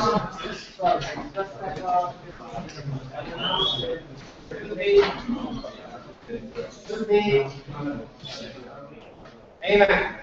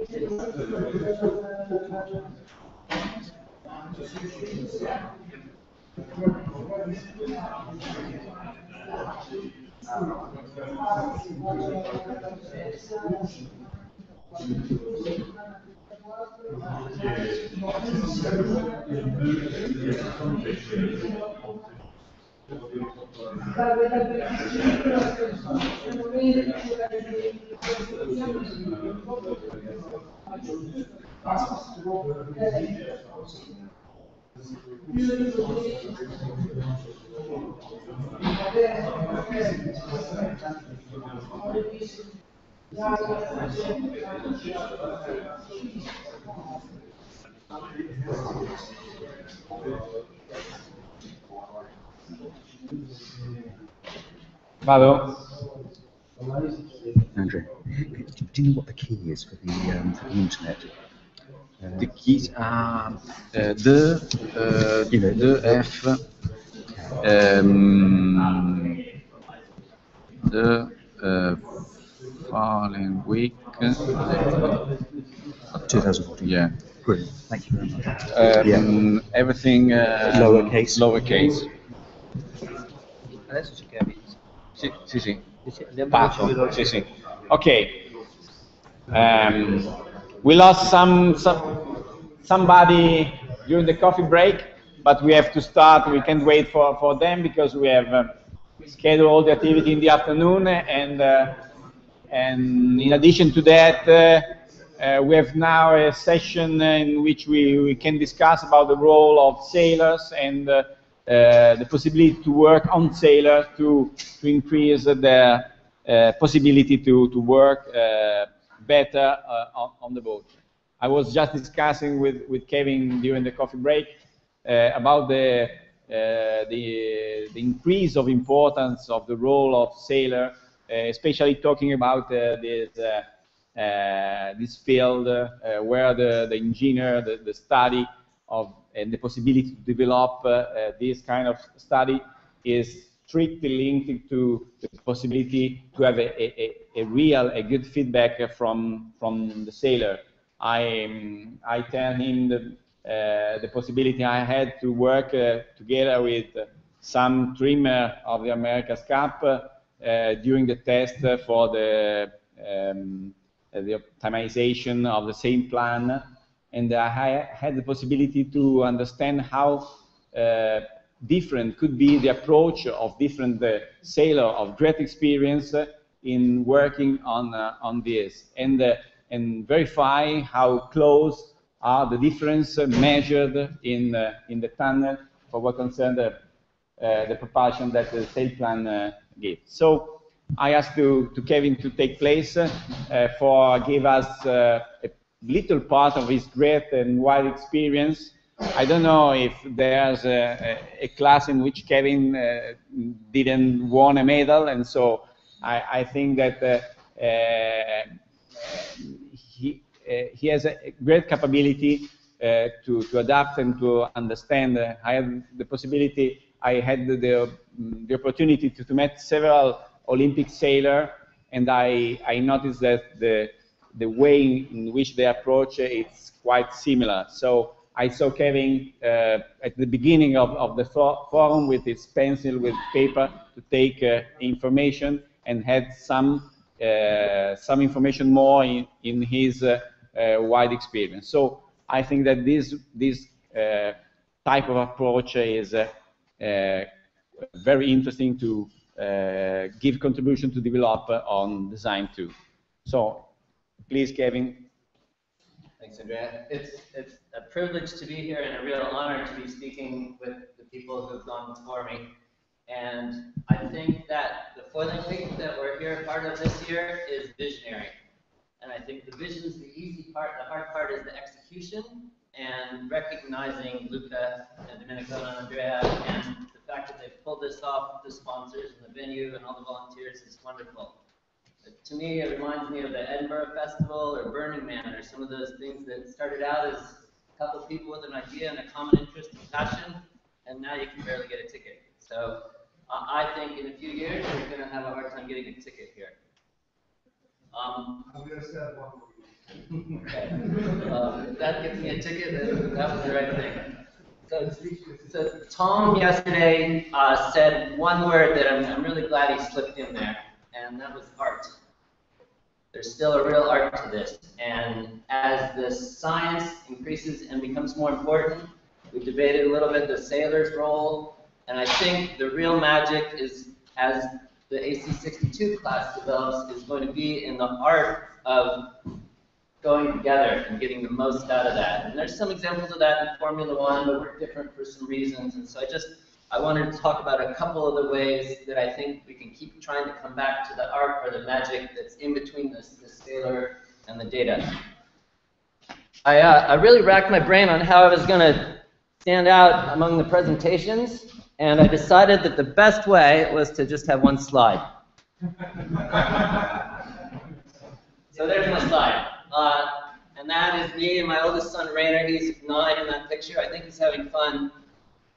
But the reason I put it there is I didn't start sailing a moth with the ability to take a kid out and fly that high. I started sailing a moth when there was still magic in the first silence, but then something would break. And you go back, and you come back the next day, and you try again, and there'd be a longer silence while you're up, and you go a little faster, and something else would break. And I think that actual process is something that sailors need to appreciate as a big part of it. Maybe not breaking something on an AC72 or an AC62, but the idea of iterations. So for me, the big things I'd like to just quickly touch on are assumptions, iterations, and trade-offs. I have a quick story about assumptions. In the America's Cup in 2000, the French team came with a very narrow boat, and Stars and Stripes and Dennis Connor's team came with a very wide boat, and they both had so-so results. And in 2003, the French team came with the widest boat, and Stars and Stripes came with the narrowest boat. And that tells a real story to me. It says that for them, beam, it was all about beam, and they had gotten everything else right, and if they'd only gotten the beam right, like those other guys, they would have been better off. So what can we learn from that? I think there'll be even, I think Artemis did some things that would be worth the other teams trying to figure out. I don't know what they are, but I'm sure they're there. Team New Zealand obviously had a lot of great ideas, and then Oracle came through at the end with the ability to adapt. And you know, that story is well told. What I can say is it didn't happen overnight, and it didn't happen the last week. It happened all the way leading up to that. So some of the things that I believe they would have needed to have in place for that are, some of them are obvious. There's the tech aspect of really good ability to handle and retrieve data the way you need to when it counts. And when it counts, you don't have much time because you've got to get ready for tomorrow. And so as far as a strategy for this next America's Cup, what I'd be focusing on right now as a team is practicing that. Even if it's just a GPS track, I would practice in getting it off the boat, into the database, and up on the screen before the sailors even have rolled the sails to wing. Okay? And I'd practice having them be able to go through the data themselves, and I'd practice having them be able to figure out why that shift worked or who had the top speeder. I get the sailors right in there, and then I get everybody just asking questions. And that's back to the assumptions. In any decision we go and make, there are going to be assumptions driving it. One guy's going to say, oh, we already tried that, it didn't work. Well, there was wing catamaran ideas a long, long time ago, and they tried it, and it didn't work, but it didn't work for a specific reason, and that's changed. There weren't the structural materials back there. The concept was very good.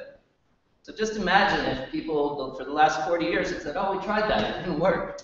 You know, we wouldn't have had AC72s, but they didn't. They saw through that. There are smaller instances of that happening every day on the America's Cup team. So, and with anything going on, I think if you can have the sailors and the designers and the builders, everybody come to the table with, I think this is what we're talking about, and this is what I'm assuming. I'm assuming that, you know, the weight on this is going to be way too hard. So I'm a bit negative on the idea, but I'm open to ideas. Or I'm assuming that we just can't get the dagger board to move that fast. So I think we have to back off on this section. Or, you know, I'm assuming that we have to sail every single day we go out there, the whole day, or there's a failure. to me, that's the big assumption that is tricky. In this new class, what is a successful day will be a big question, I think.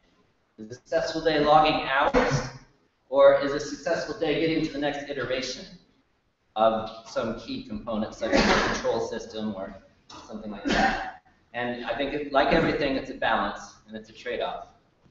So the big trade-off in the AC62, I think, is going to be the one we've really been talking about all week, which is that you've got top speed over here, and you've got control over here. And we can do one really well, and we can do the other really well, and how do we have as much of the free lunch as possible when we need it, and get away with it? And so it's going to be a great, exciting team effort to find what that result is, especially over varying conditions. In the moths now, I think to win, you maybe need a couple sets of foils or a steady condition, or they're bringing very specialized things to the game now because that's how high a level they're playing it on. And so, how can you get better at questioning the assumptions that are on the table for each thing that's being done?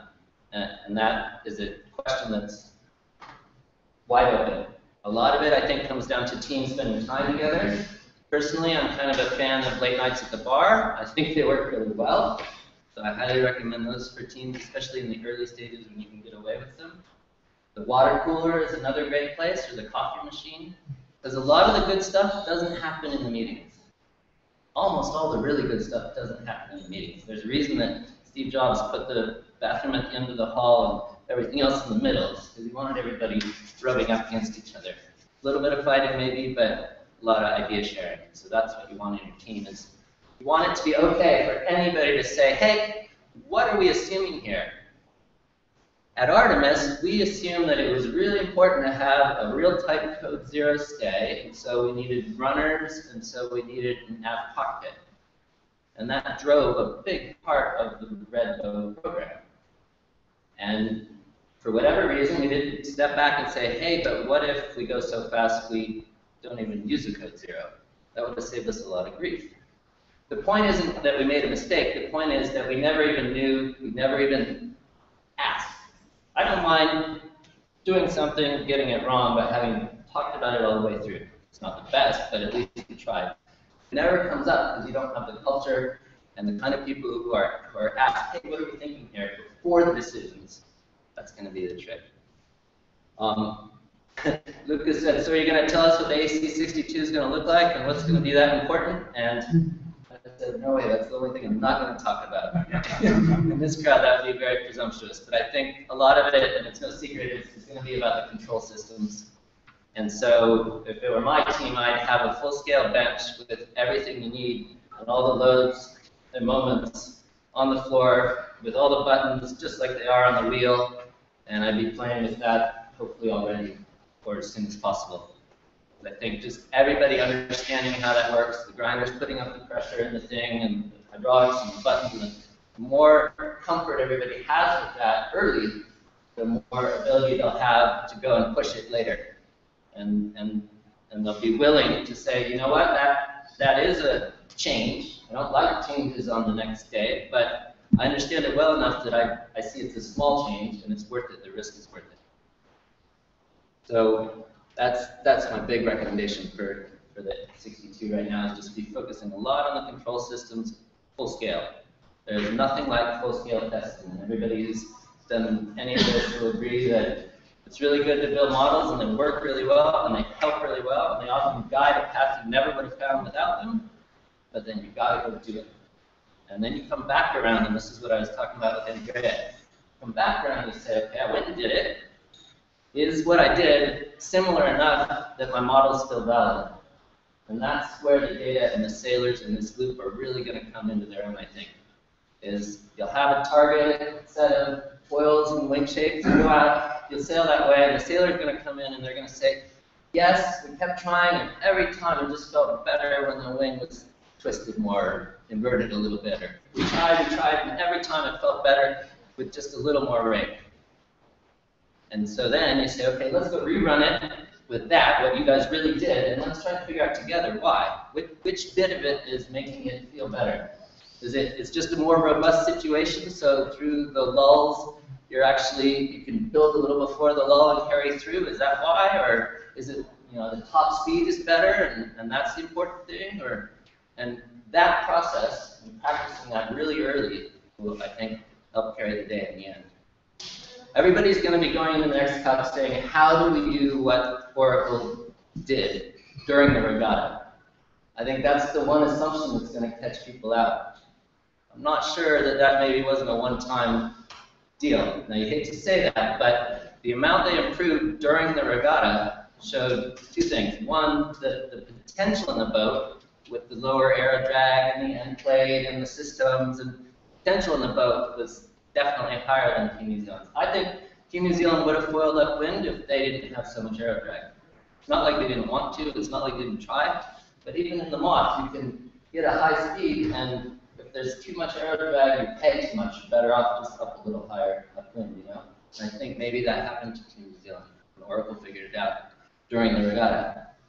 So maybe the thing to target right now is what level of potential do we want to try and hit at the regatta?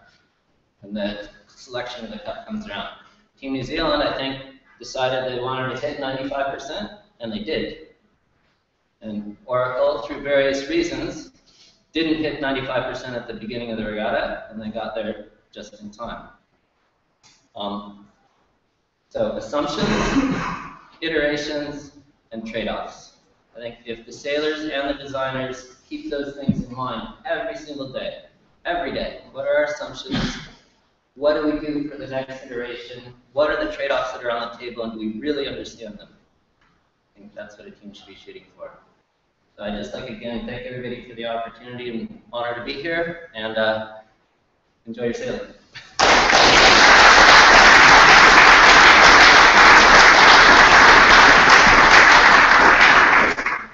Thank you very much, Kevin. I think that you two open a lot of items for discussion at the end of the morning. I don't lose time, and I ask to Edo to take place again. In this case, no. Sorry, I changed. No, you are the last. Sorry. It's not serious time, but if you want to take place here, and so I asked to Edo to introduce his experience, and I think that Edo is a sailor, he's an engineer, and so I think that the information that he can give is based on his experience to transfer his knowledge, both from the side of engineer and the possibility of using this kind of tools for sailing faster, and also his experience on sailing. You do by yourself? No, no. Hello, everybody. I come back again. And so I can start. What happened in my story of sailor, I did the two Olympic Games, the last two Olympic Games with the Tornado class in Athens and Beijing. So when they take out my boat and my dream, I say, no, now what can I do? I would like to go faster than Tornado. So I start to think, what can I do for going faster? What can I do for going faster? And after I was very impressed about the hydroplane. And I have one time the possibility to sail on the hydroplane and say, oh, it's amazing. So flying is the future. I can go faster than Tornado with a Tornado with the wing, with the foil. So just now, this one. West Regals, no, per quello in italiano. Se non c'è scritto West Regals in English, dov'è? West Regals basta. West Regals.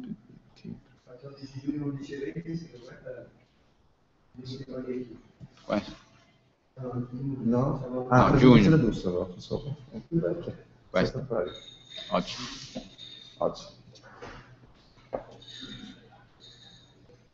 And so it's starting this dream. I say, okay, I would like to have also my small hydro tank, and I try to join my sailing experience. That was very important for understand how it's working with my engineer experience. So this picture is from yesterday, and I never test the boat with strong wind because I'm scared to break, and yesterday I break the boat. And when I break the boat, my project is died. So generally I sail with 1 knots, 1 knots maximum, and especially with very light wind, the boat's performance very well. When I start this project, I say, okay, I can choose 2 different streets. Okay, or I can think a boat that can try to do a speed record, or I try to be this boat that I can use everywhere with all the conditions. And after I like to do the race, so I say, okay, I prefer to try to do one boat that I can use everywhere and all the conditions. So, and for doing that, I have also a big limit that I did during it was my graduation, I'm an engineer, so I did it with no money, no sponsor. And so I have to invent and try to find the easy solution with no money. So also these things was very important for the idea of the boat. And one of the important rules that I decided to write, I write a small paper the first day. I say, okay, this is the idea, and this one is the first during one lesson. You ask, okay, maybe I would like to do one shitty design like that, but maybe. And they say, okay, first rule is the boat have to be easy, because if I have to stay in double trapeze and maybe go fast, I can't move in the foil and do something. I would like to go easy and try to have good stability on the boat. And during the summer, I use with my girlfriend also, because it's very easy with light wind. And so I decided to use a full foil. Now I'll explain a little bit more. So what is the program from this project for me is say, okay, I have to think of what I want. I have to write the first rule, so easy boat, and I can unfix the boat and put on the trailer because I would like to go around with my boat.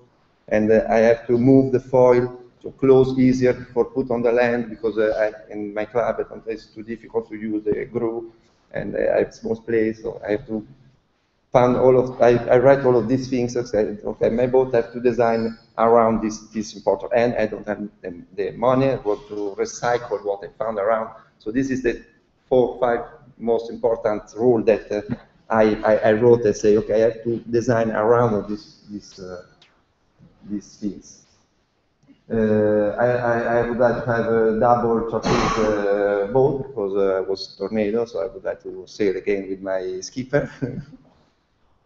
And so it was the vice string. This is the diagram process that I use for design the boat. So vice string was starting from marketing research. So I would like to have a look what there is in the story.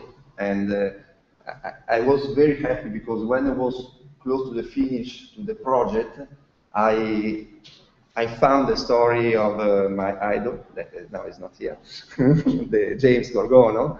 And when I buy the book and by internet in America, when I read the book, I was very happy because, oh yes, it's working. So I can start to build the boat. So I start from here and I say, okay, I have to do a flying boat, 2 people. I need the hull. I need the hull. Where can I get a hull? I need light hull. I can use the tornado because it's too big, and I think that I don't need so big hull. So after decide to try to find 2 A-class hull, and I start to design the general layout. So on the general layout, I do the estimated weight, and I found the load and the sail design of the boat. From here, I move from stability, so foil stability, movements, and balance function. And in this place, we work a lot for understanding, for try to understand how we can do a easy boat. We don't touch anything about the foiling. So what we did is a blue foil, and we study all the shape. Depends on the speed, and it's going higher, higher, higher. More speed I had, and after it stabilized the maximum higher, like in the picture. Like in this condition. Here the boat was incredibly stable, and we can move from the main beam to the other beam, and nothing happens. Continue to fly very stable like that.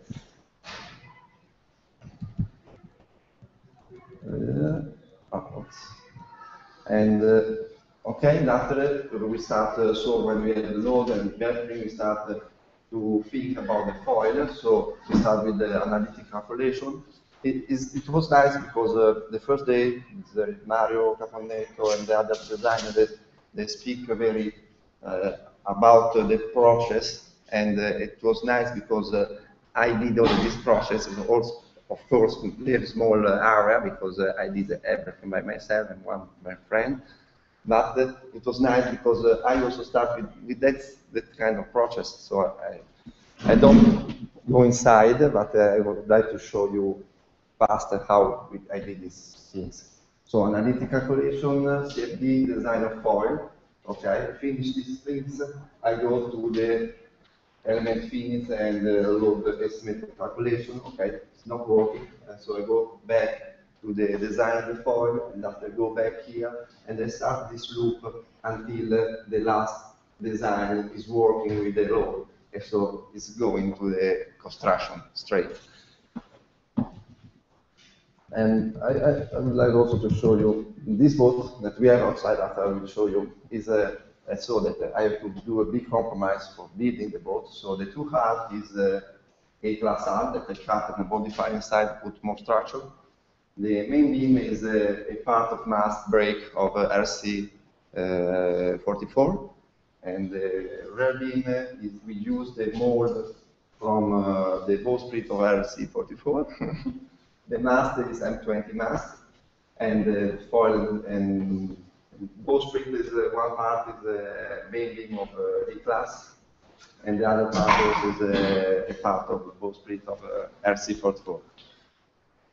But I fixed everything by myself, my friend, inside of big place, and it's just working good.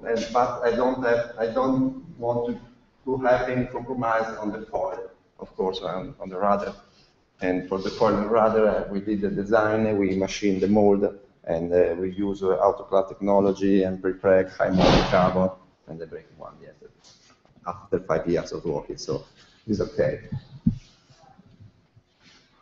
So I start to study and to understand which kind of foil to use. It starts with T-foil, wood foil, and after I decide to use wood foil for the stability, for the easy control that I can give, because I work a lot on the profile, and it's automatic, it's moving.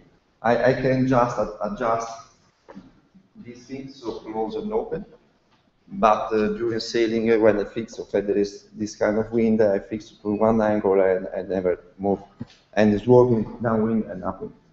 Maybe I can improve a little bit working on that things, but there is too low and it's too tight. So I have to do something with the hydraulic system. And T-foil, okay, foil benefit. Okay, this is the layout of the boat. Actually, the weight is not really that one, it's more wavy, it's heavy. But this one, it was the layout before the building. Here we did the weight estimation and the position of the bars on the boat, bar center. Now we go fast on these things because it's boring. And we studied so the different condition of sailing of the boat. It's working, how it's working, the two different foils. So I understand what I need from the shape from the foil and how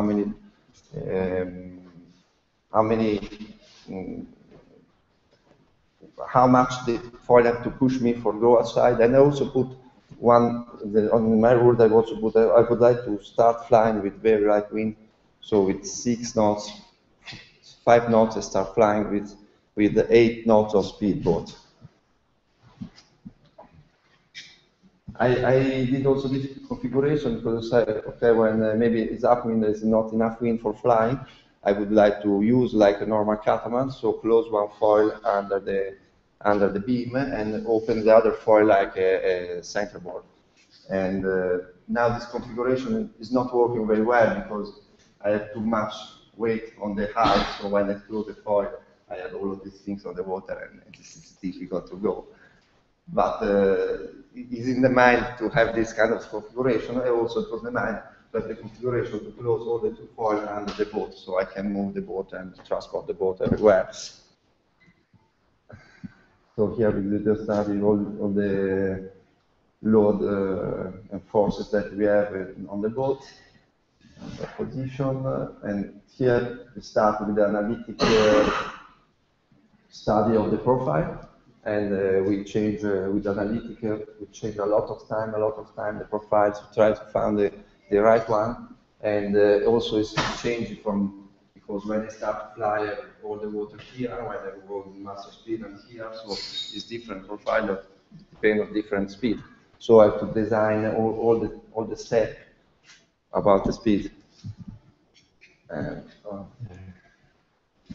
What also it was important is say also normal catamaran is we have a pitch problem. I say okay, but if I go higher, it's more problems. So I have to be scared when the boat is going down that the foil don't give me the pressure to go more down in water. So I have to design to have a space to go down with the bow and continue to have more pressure from the foil. So this one is working very well, and so I design and see where is the zero and the negative angle. I need the foil that continue to push up the boat. And this is working well because also when the boat is starting to go down, all the waters, so maybe I was flying here and it's going right here, so I have more area on the foil and the rudder that is pushing me back. And the boat is jumping out. And it was funny because also when in a normal condition, when you have a catamaran, you have a maximum power on the main, and you try to go down, you do capsize, nose diving. And here it's more safe because when I push down with a lot of pressure, this is going all the pressure on the foil and it's pushing a lot on the front. It's incredible. And it was what happened also yesterday, that it's coming a gas and it's more gas I put to take, and more I close the mains, I try to go down, and the boat is continue to accelerate. It's impressive. It was very nice. So here I start with the first CFD. I see that I have a problem on the tip, so I start to study to have a wheelet. The wheelet was a very critical place. The first wheelet, it was wrong, and it was nice. It was nice, not so nice, but they start with some cavitation from the wheelet, and maybe sometimes there's some ventilation from the top. And so we see the bubble that is coming. Cavitation, ventilation, is closed on the foil, and the foil bang, and fell down on the water. So I started to think what can I do for don't have this problem, and design and study the new wheelet. This is the old one. And with the new wheelet, it started working very well and resolved the problem of the cavitation, but I still continue to have the problem of ventilation. And so I started to design and study the step.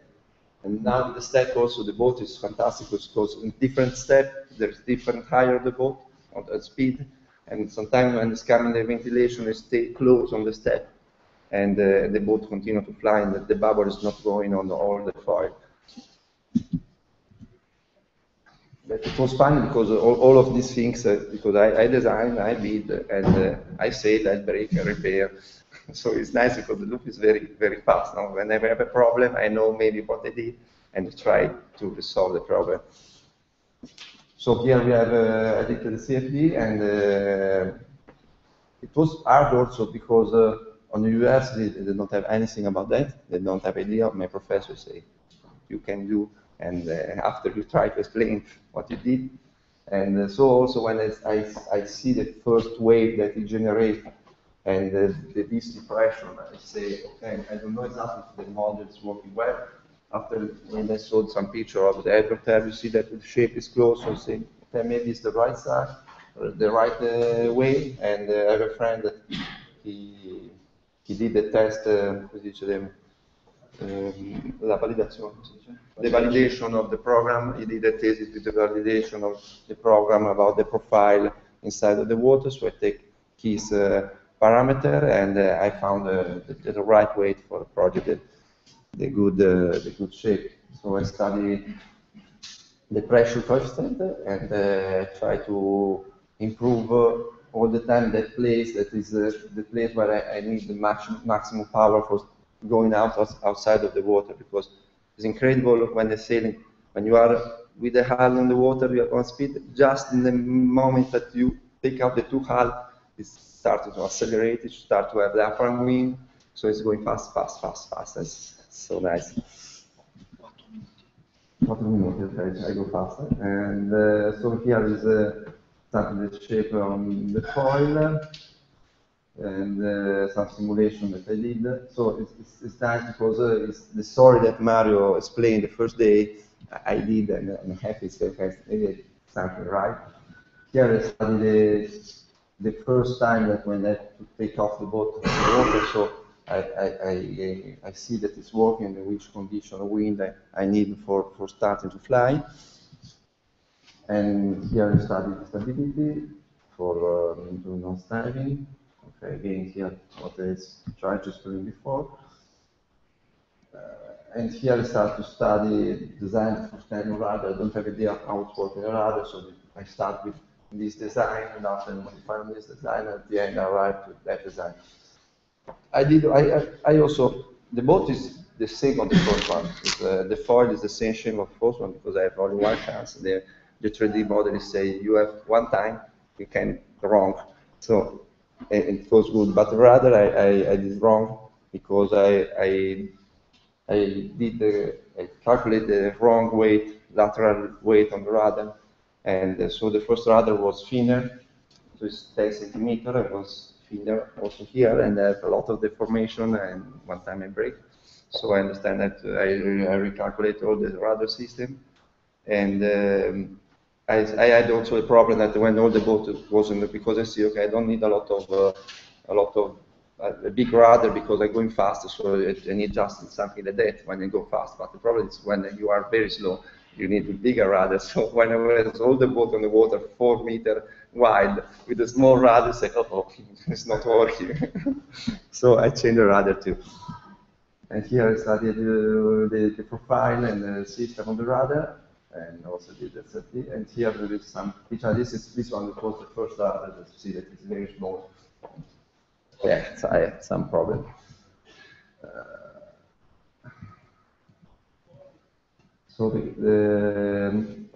After that, we started with the study of the structure. So we can say, okay, A class have the two forces going on the hull.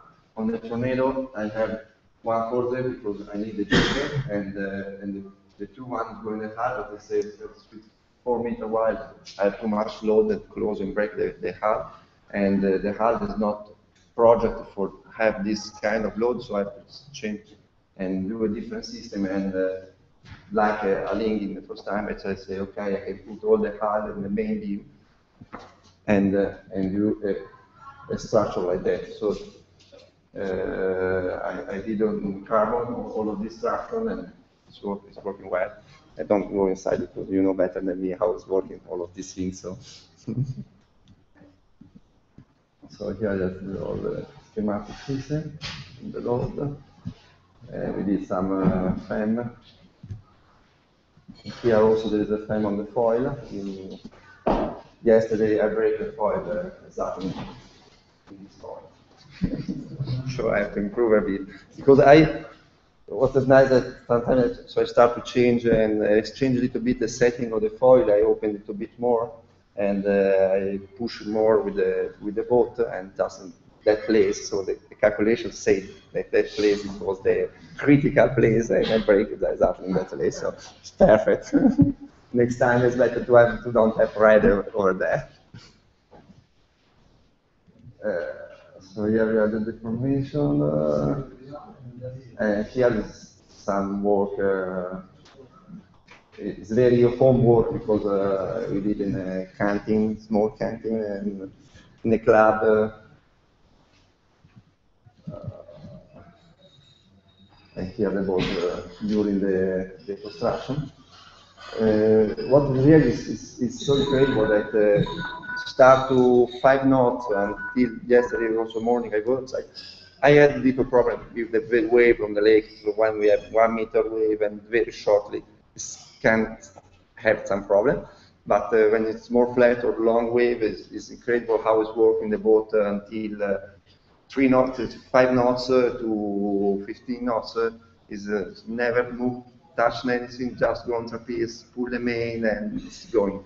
This is the best thing that I realized that I have in mind, and it was working. And yeah, with my friend when I finish the work. If you have here, you have the foil and the print here. If you want to look and ask some questions. Okay. Yes.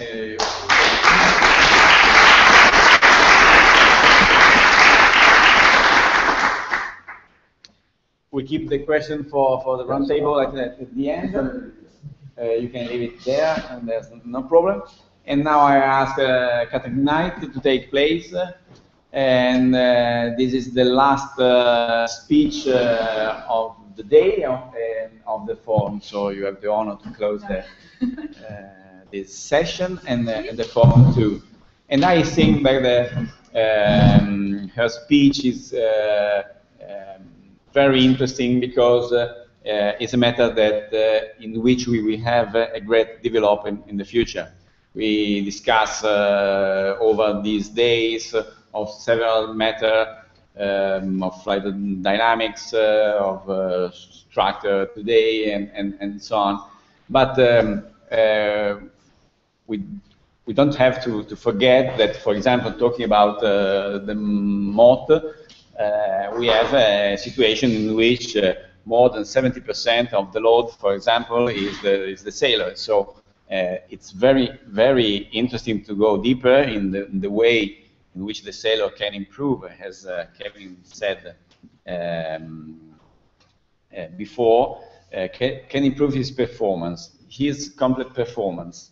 And that means several things. I have to say that, for example, we studied recently in the wind tunnel different configuration of position for the ski association. And I think that if we compare the speed of a bicycle with the speed of a motor, we are very, very close. And so I think that there's a great interest in develop the research in, for example, the windage of the sailor, and so combine the possibility to have a good ergonomy on the boat and reduce, for example, this aspect. So in this case, we have a lot of things to develop and to go deeper. And Katerine, I think that can help us to understand what he did in her study on performance, on the possibility of increased performance and safety and other things. So please. Excellent, thank you. Do I need assistance with this? Ah, sorry. Probably. This is not working. No.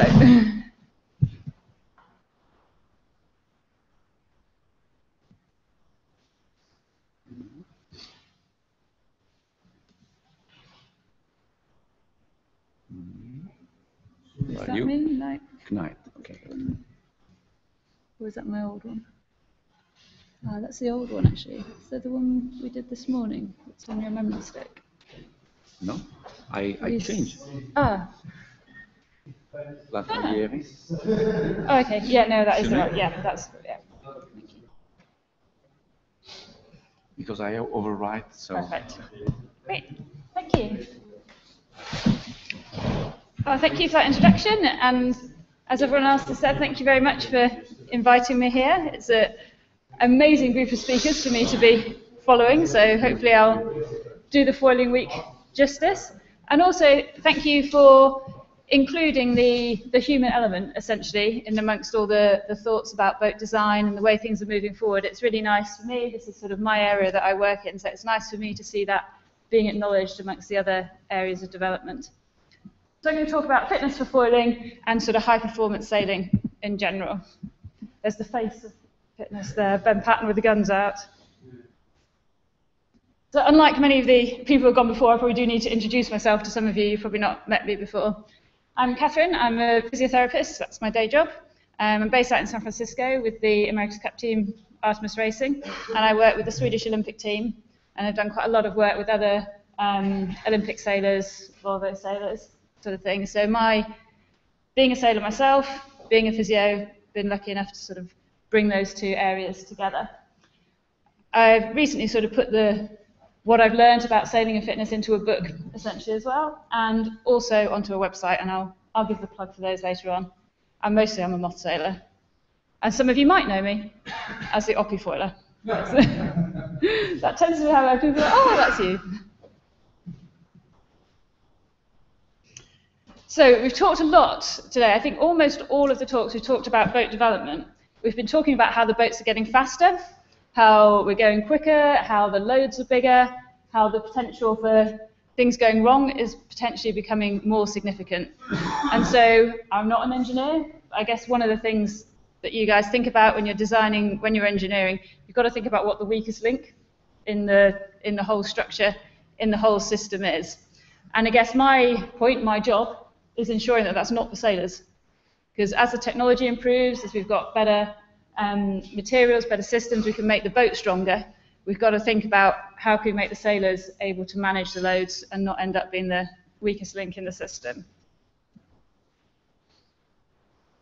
So I'm going to talk briefly about what fitness is, actually, talk about the magic bullet maybe, and to make things sort of relevant for you guys, hopefully there's something that you can take away that will be useful. I'm going to put the ultimate foiling workout in there that you can take home and do this afternoon. And then just touch briefly on some other elements of human performance, because obviously it's not just the fitness that is relevant to the sailors and the performance that they're able to produce. So hearing again a lot about all the designs and like the incremental improvements and things that we're trying to get out of individual elements of the design, elements of the boat, elements of the foils, elements of the foil control. I guess if you were designing and you came up with like a design improvement, and you tried it and you tested it and you were like, I've done this improvement, it's given me more righting moment for the boat, it's improved how the boat handles through the manoeuvres, it's improved the sail trim, and it's improved the course awareness and the tactical decisions of my sailors. There's no drag payoff, no weight penalty.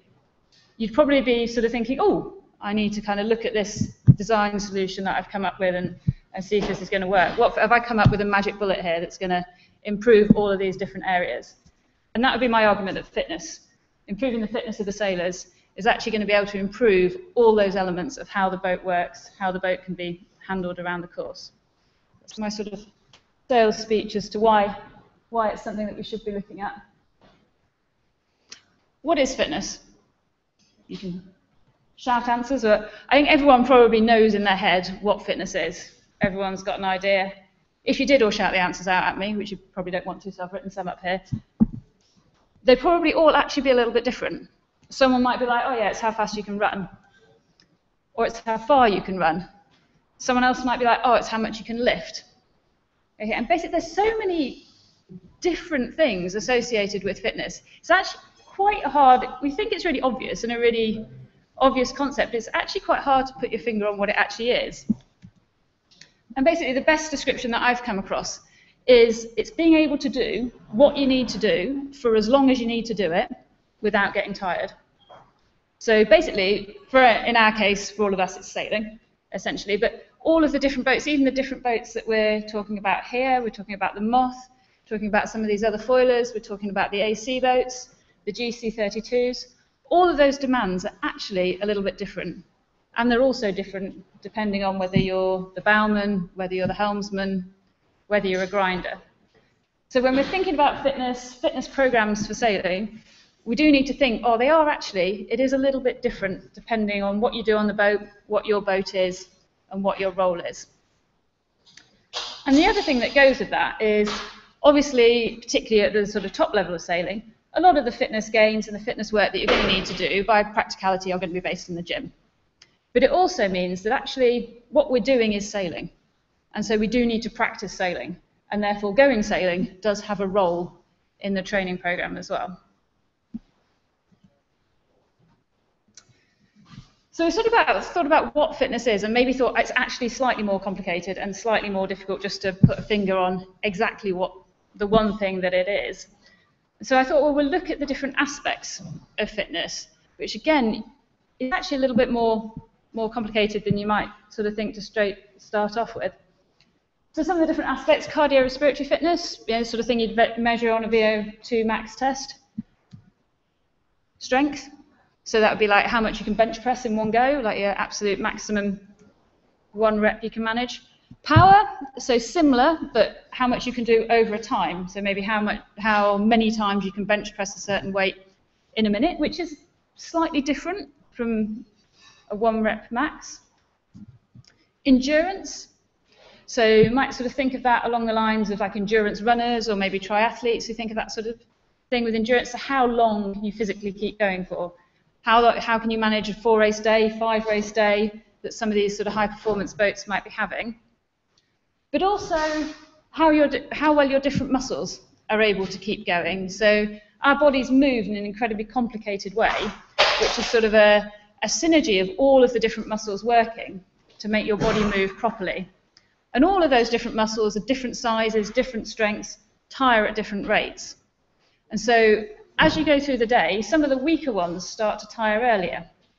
And then it's like you've changed the balance of the forces on your foils. Suddenly the forces on your body have changed. You're not working quite as well. The angles have changed. And that's when people start to pick up injuries or just aren't as powerful in the boat. So we're looking at endurance maybe as just a whole time frame thing, but we're also looking at endurance on a smaller scale of how long can your body actually keep working well as opposed to just keep working. Flexibility, okay, range of movement in your individual joints. Can you get underneath the boom? That kind of thing. That's an important aspect. We think of flexibility and stretching. You don't get tired, you don't get sweaty doing it. So you kind of think, oh, it's not fitness. But actually, it's a really important part of overall fitness. Agility, again, the boats are getting faster. On the trapeze, boats are far more unstable. There's G-forces as you're going through the manoeuvres. So agility, balance, particularly important on these kind of boats. Postural control. So might be something that you've come across. People might have heard talking about core stability as kind of like the trendy thing in your Pilates workouts and in fitness. I could do a whole presentation on posture, which I'm not going to do now. But basically, essentially in a nutshell, posture is the position that we are in right now. So the way that your body is arranging itself and your arms and your legs and your trunk and your head right now in one position. And postural control is how your body is able to stay in that position. So right now, you know, I'm able to sit here and I'm able to stay sitting up while I'm moving my arms around and using the computer and moving the slides on and things. So the same thing would happen in the boat. You're on the trapeze or you're hiking and your body is using the postural control to keep yourself in position while you're sheeting, while you're adjusting a control line, while you're grinding.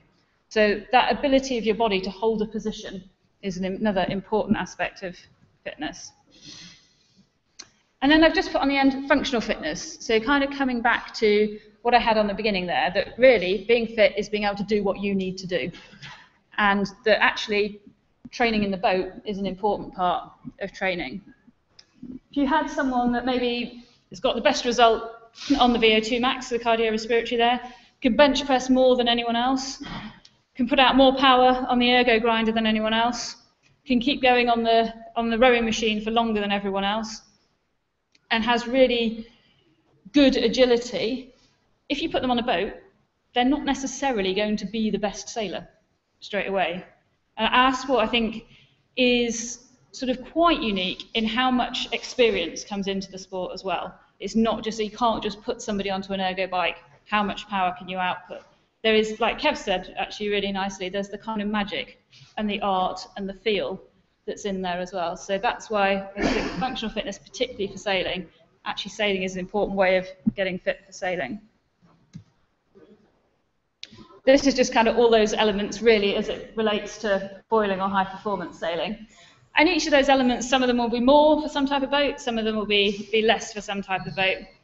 But maybe sort of going through them. So endurance might be, you know, your final race of the final day of a 5-day regatta, or your final race of the final day of a, however long it went on for, America's Cup, after you've done every day of the last 6 months practicing on your boat as well. So sailing is endurance day on day, as well as just endurance during an event.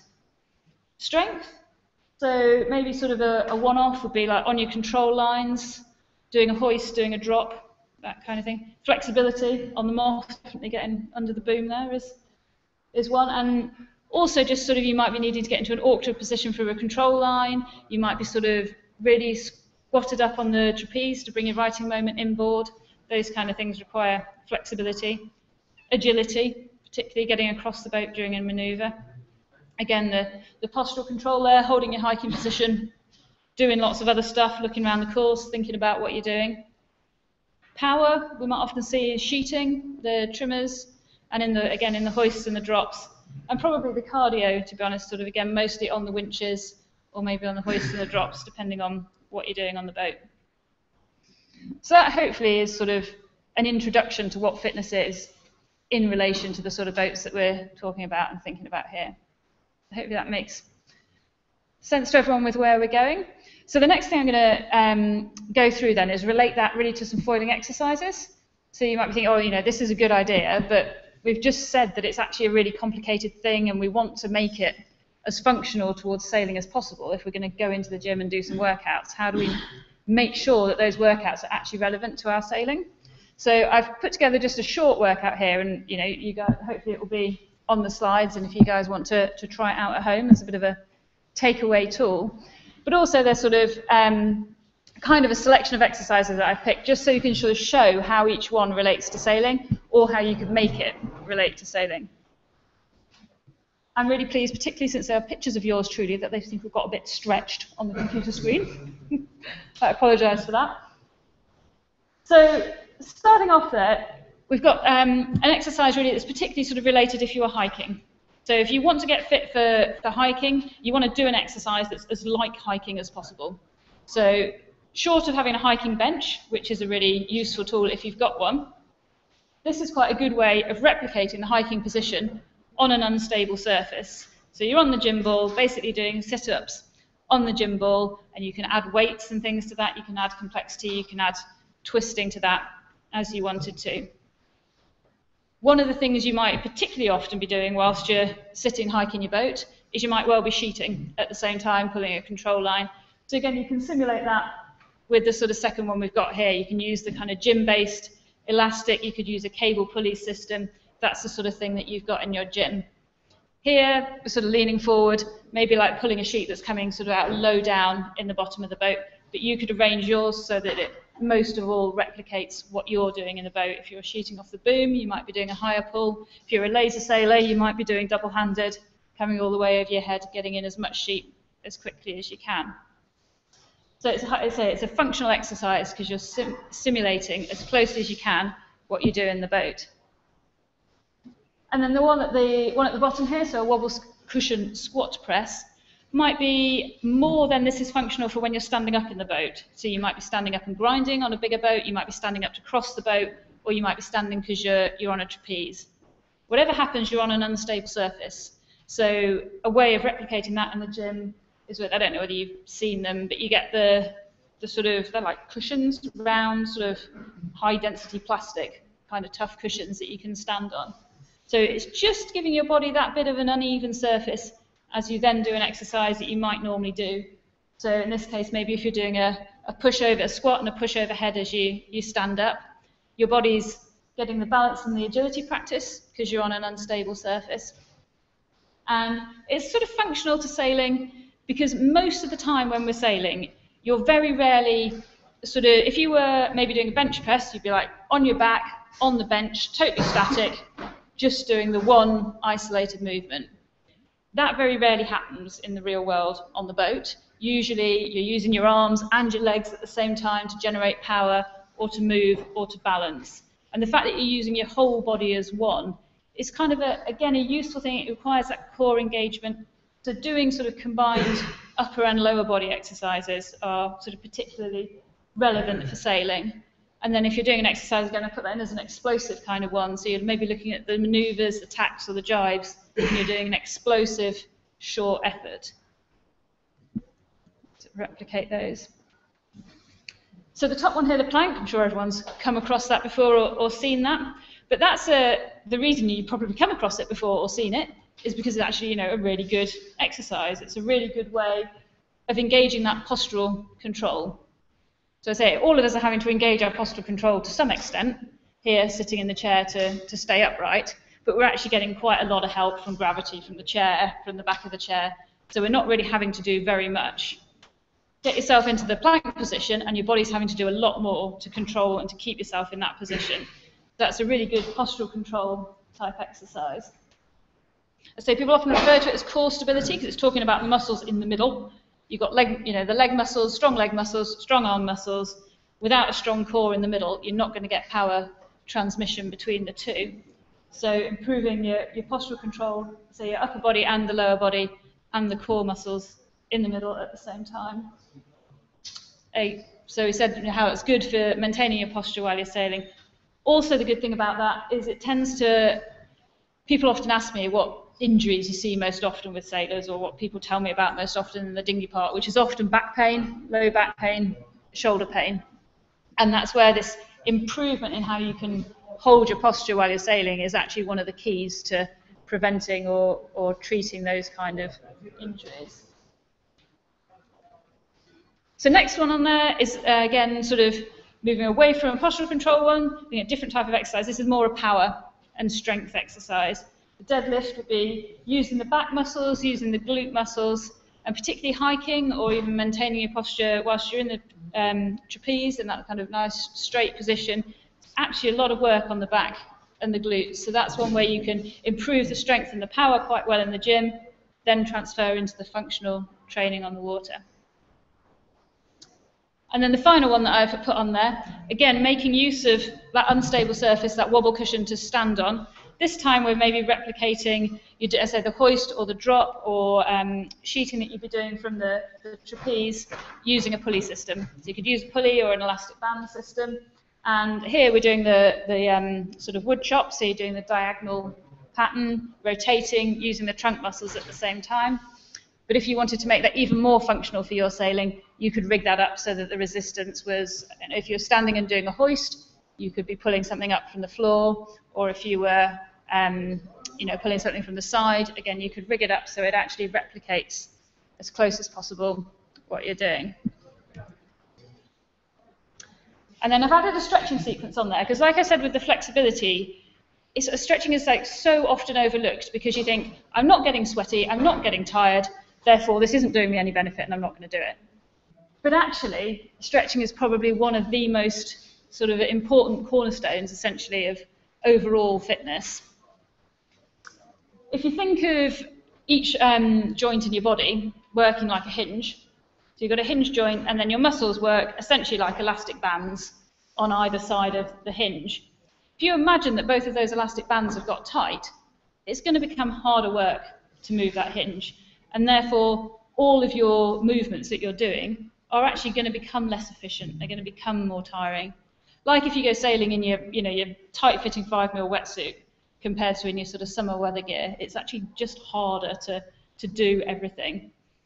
It also, if you imagine you've got a tight band on the top of your hinge, tight band on the bottom of your hinge, they're a little bit out of balance, means that hinge is then not really operating smoothly all the time. You get a bit of a opposition in the joint surfaces, and that's where we tend to see the overuse kind of injuries coming in. So stretching and flexibility really, really important in preventing injuries, essentially, and then also important for being able to move around the boat. The sequence that I've put up there basically is sort of one that you could do, again, the idea of these sort of tools that you can actually make use of. And it just targets all of the main muscle groups that tend to get tight with sailing. So, you know, the idea is this is something that you could do quite quickly, and you could potentially maybe do it after sailing. When to stretch there, I put with a question mark, because, again, if I asked you, probably everyone's heard different things. There's quite a lot of debate about when is best to stretch. Do we do it before? Do we do it after? Do we do it in the morning, the evening? And there's a reason that there's quite a bit of debate, is maybe there possibly isn't a very best answer, but also because there are different types of stretching. So the sort of stretching that we're talking about here would be the sort of thing where you move into a position, feel the stretch, hold it for 30 seconds to a minute, relax, maybe repeat 3 times. That kind of static stretching doesn't really matter too much when you do it, but is more effective if your muscles are warm. Just like if you're going to stretch some plastic out, if it was warm, it would be more stretchy. So be that if it's after you've done your exercise, if it's after you've done a warm-up, even if it's more towards the end of the day, you're probably more likely to be warm there. People sometimes say to me, I can't be bothered to go, I don't really like going to the gym, I really want to improve my fitness for sailing, I haven't got that much time, so I don't think I'm going to be that motivated to go to the gym, but I might go along to a class, you know, once a week or something like that. What do you recommend? And actually, yoga is, if you think of all the different things that are incorporated in yoga, actually it covers almost all of those areas of fitness that we had at the beginning. Strength, flexibility, postural control, power. And I don't know how much you guys know sort of about the concept of yoga, but basically it's a system where you take up a pose, or an asana as it's referred to, and then you move into another posture or position or pose, essentially. And these are all sort of quite traditional kind of poses, but actually there's quite a lot of crossover with the positions that we have to adopt while we're moth sailing, or where we're sailing other kind of high-performance boats. So, and it's one thing that people get like, oh, yoga, it's a bit girly, I'm not really sure it's for me, or it's really easy. But I would challenge anyone to have a go at a yoga class, do 40 minutes of yoga, and then say whether or not it's easy. So it's certainly a tool that can be quite useful and can actually be quite effective for sailing. I'm very near the end. Yeah. That's good. And then just quickly, really, before I finish, that was a real quick touch on fitness for sailing, essentially, and looking at kind of the physical fitness of what's required. And this is just sort of thinking really that human performance-wise, it isn't just the physical fitness that's going to have an impact on the sailor's performance or the sailor's fitness, the sailor's ability to get the best out of the boat that you've spent all that effort designing for them. Hydration is a big issue, particularly hot race venues. One of the particular challenges with sailing is the length of the day on the water, often. You know, have you got a support boat? Are you in the small single-hander where really you've got whatever you can strap to your boat with a bit of elastic? Nutrition is also key to how well you're going to be able to sail, how well you're going to be able to get the benefits from doing the training, and how well you're going to manage and recover on a day-to-day basis. And that's sort of nutrition in what you're eating every day, but also nutrition in, again, how are you going to manage the energy expenditure that you're going to have on the boat, which can be quite a lot looking at these high-performance boats now during the period of time that you're on the water, which usually comes down to sort of the energy drinks, the energy bars, the bananas, the things that physically survive being in the boat or on the support boat. The sailor-to-boat interface, so sort of touching on the design there, but thinking about everywhere that we are in contact with the boat, really we need to make that as ergonomically sort of successful, really, for the sailor as we can do. And one of the analogies I use when I talk about that is if you're going to try and run the 100 metres, you wouldn't do it in a pair of wellies that are 5 sizes too big. You know, a pair of boots that are flopping around, you haven't got any control, you're not very stable, a lot of your energy is wasted in slipping around in the boot instead of running. You're not going to win, not going to do your best 100 metres in a bad fitting pair of shoes. And the same with your boat. You know, if the position that you're hiking from isn't stable, if the position that you're trying to winch or grind from isn't stable, if you haven't got a very good grip on something, then you're not going to be able to transmit the most power into the boat and get the most performance out of yourself and out of the boat. Recovery in there, so for sailing between races, you might have 4 or 5 races a day. We usually have 5 or 6 day regattas, so recovering in between regattas and recovering in between training periods is important. Mental fitness, also very important. How do you stay focused for the length of time on the water? How do you deal with the pressure? How do you deal with it when things go wrong? What sort of techniques can you use? You know, visualization techniques for improving performance. And then at the end there, we've touched a few times actually, we've talked about the boats are getting faster, the high performance, more unstable, looking into injury prevention. So both from a sort of a safety point of view, we're starting to see helmets particularly, much more in evidence now, maybe other sort of areas of body protection. And then also starting to think about that in the design of the boat. Is there any way that we can design the boat to make them inherently safer for the sailors? And one of the things that's come up quite often here is like the foil spacing and the control systems, improving the boats and making them safer for the sailors. So there we go. We talked quickly at the beginning about what sailing was and sort of why it's important, how it's a sort of potentially magic bullet maybe. Maybe that's bigging it up a bit too much, but how actually improving the fitness of the sailors, A, is going to enable them to keep up with the improvements in performance of the boat, get the most out of the boat that's possible, and also prevent injuries and improve safety. We've given you a couple of quick examples of how we can do that for high performance boats, and then touched on, say, some other elements. Up there I put the book where I've sort of gone into all of these things in more detail up there, so if anybody's interested, there's lots more information on what I've talked about in there, and then also on a website that I have that's called Performance Penguin, so there's more of those sort of samples of exercises and bits and pieces on there if anybody's interested. And that's my contact details for questions. Okay.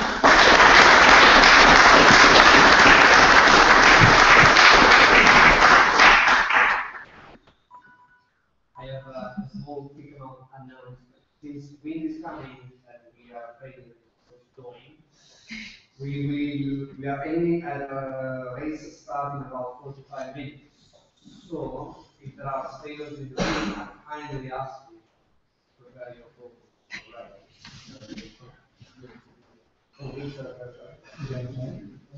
Okay, for all the other, we can start with a round table. We are a bit on late, as I said before, but we can take the time we like. Yes. Can close it. So I invite the speaker at the table. I invite Jono.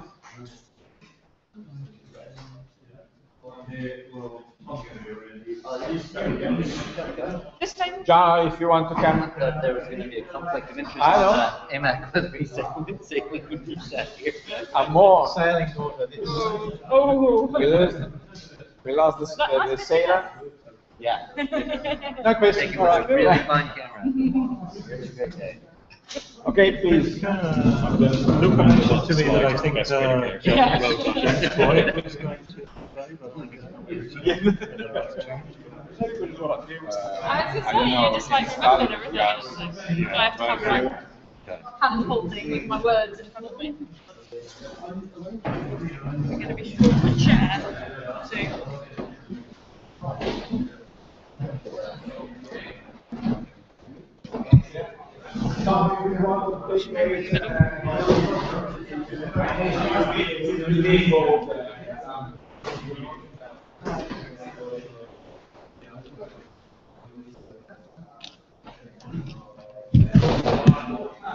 It's probably like quite interesting. You're based in Weymouth. Yeah, Weymouth and San Fran. Yeah. Your relation with Chris? I'm not actually. It's a pretty uncommon surname, so everyone does actually ask me. Yeah, no, it's fine. No, Adam May is mine. Yeah.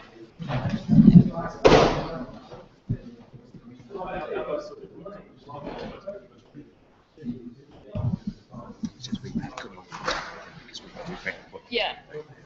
Because I've seen your boat there loads, I haven't actually seen it sailing, but I was like, ooh. Did we have a long time in the winter? We just left it there off. Yeah. Good that it didn't blow away.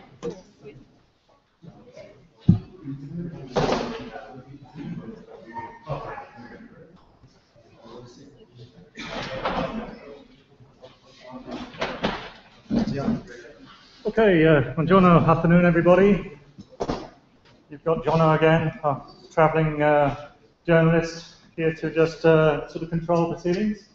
And another set of really informative and absorbing presentations this morning certainly inspired me, and I'm feeling a little bit sort of well, a little bit negative that I am at my age and level of fitness, and I'm just listening to these presentations and inspiring me to go foiling and all these magnificent machines. But just before we get going, another thing that I think is important to just stress is the excitement that you're creating by these presentations, projections, and the ideas that you have.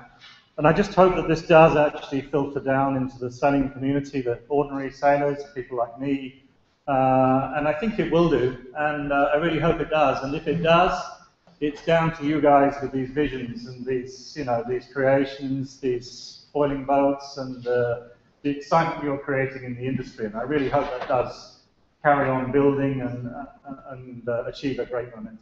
So, okay, let's get going. Now's the chance to interact with all our panel of experts, and I'm sure you'll agree there was some really interesting subject matter. If you have questions, it's quite helpful just to let us know who you are or who you represent. I know there's less of us in the room now because they're anxious to get going. So let's get on. If you have a question for a particular panelist, or you just want to open up a discussion, please go ahead. The first person to has a question or some feedback. I have a question to Kenchington. I'm Mirco, I'm from Bologna University. And I want to know how difficult time it takes to rigging an AC35 or an AC32 with the wing instead of the sea. Rigging AC45 has gotten pretty systematic with all the different teams and the racing and the sometimes coming in between races because something's a little off. And I think the guys have it down to half an hour from rolling out of the shed with crane drivers coordinated, but that's really sprinting. The AC72, I think probably all the teams would have done it a little differently, but it takes quite a while because the wing's very big. You got to get the wing in and all the pinning of everything, and you can't rush it, basically, I think. Maybe some systems will go into the 62s to make them a little quicker, but because this, well, especially at Artemis Racing, we just didn't do it that many times. It was the process that was a good hour. Yeah, go ahead. With the addition of the McDougall A, just maybe it's out of the box now, this question, but how these big boats are, how the guy climbs the boats, you know, it's a big boat, it's a great speed, and you have to be really precise on the pitch. How they can see that the pitch exact stack is staying behind the wheel, and I am asking as a pilot. This is relative to the America's Cup designs? Yeah. That would be more down to what you heard from Martin and Tom, I think. And no. He's asking what gives you the pitch reference when you're sailing? How do you judge the pitch angle of the boat? Sure. When you're not sliding along, you know, an engine column or something like you are on an airplane. Right. I'm not sure what the actual helmsman used the most. I mean, you'd have numbers and you go back and look at data, but I suspect they mostly just got a feel for what was right. And you know, bow up, a lot of it would have been maybe the boat was just a little too slow for a little too long, so maybe they went ahead and released a little bit of rake that way. Relative to the water. Yeah. So I can't say exactly what they used, but practice. We are using the high inertia, and we are aligning the airship with the horizons. And how can they are really good, because without the airship I cannot do it. I cannot fly the aircraft usually.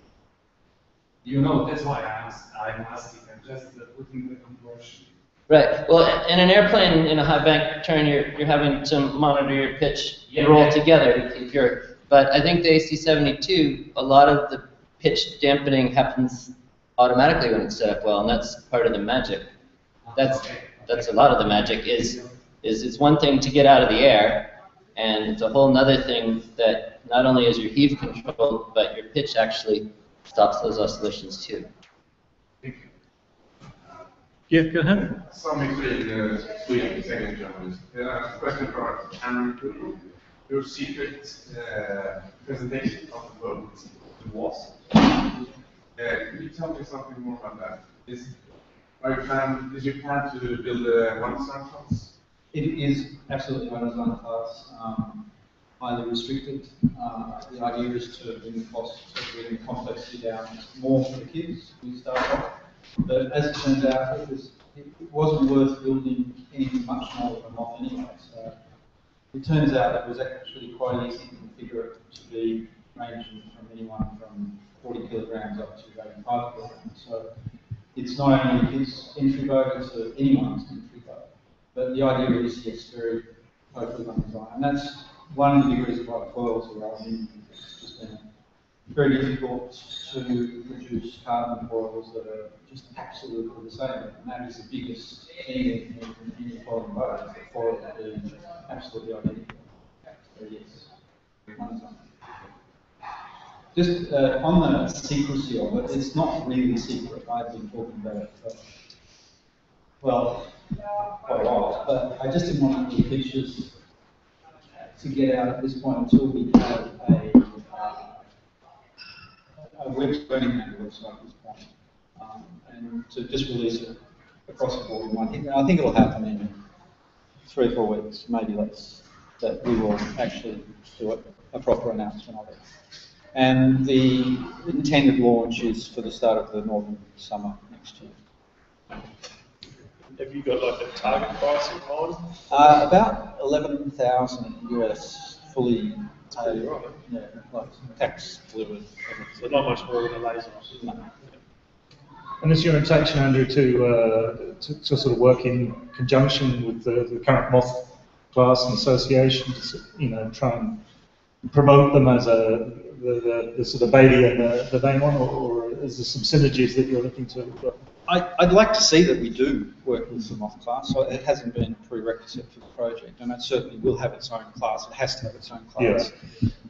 We're looking at a lot of factors, how we're going to race them, and organisation of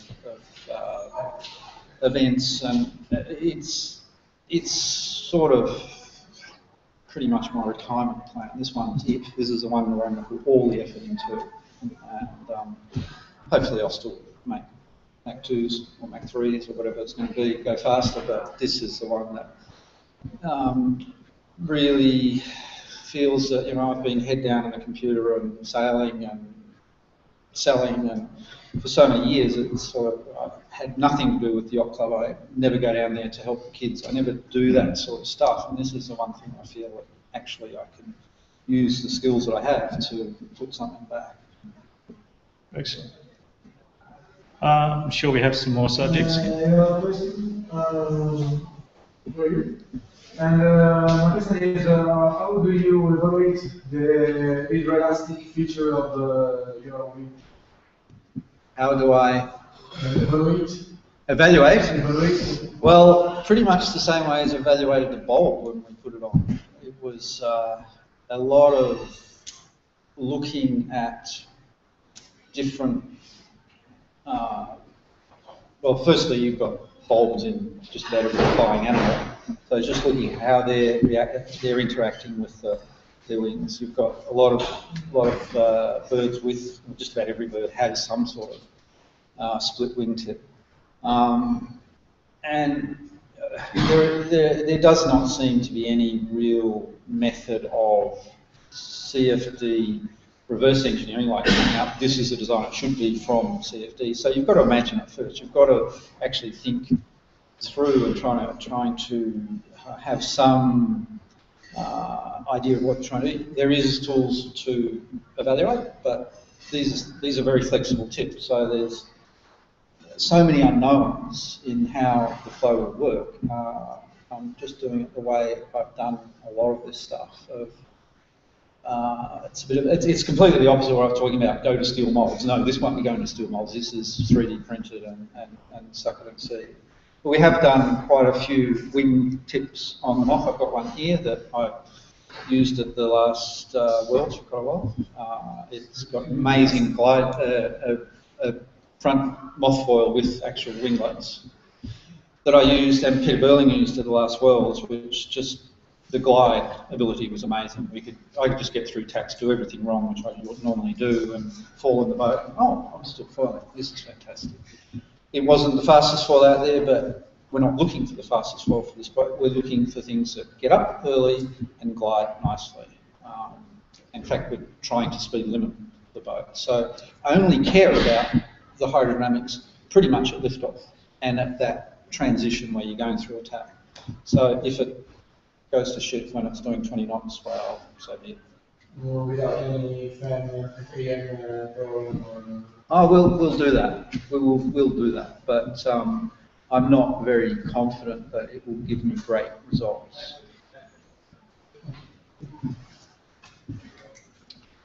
Excellent. I'm sure there's some material there. Over the side? No? Yes? I have a question for the multi-level cats. We've got the foils partially in and partially out.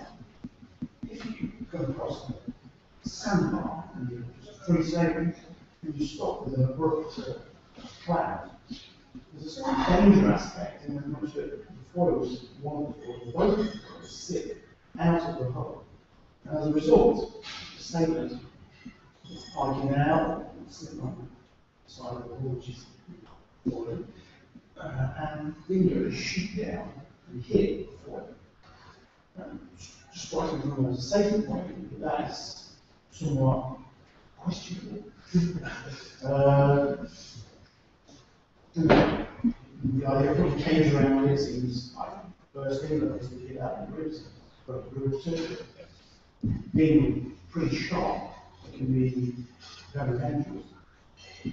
Yeah, it could be.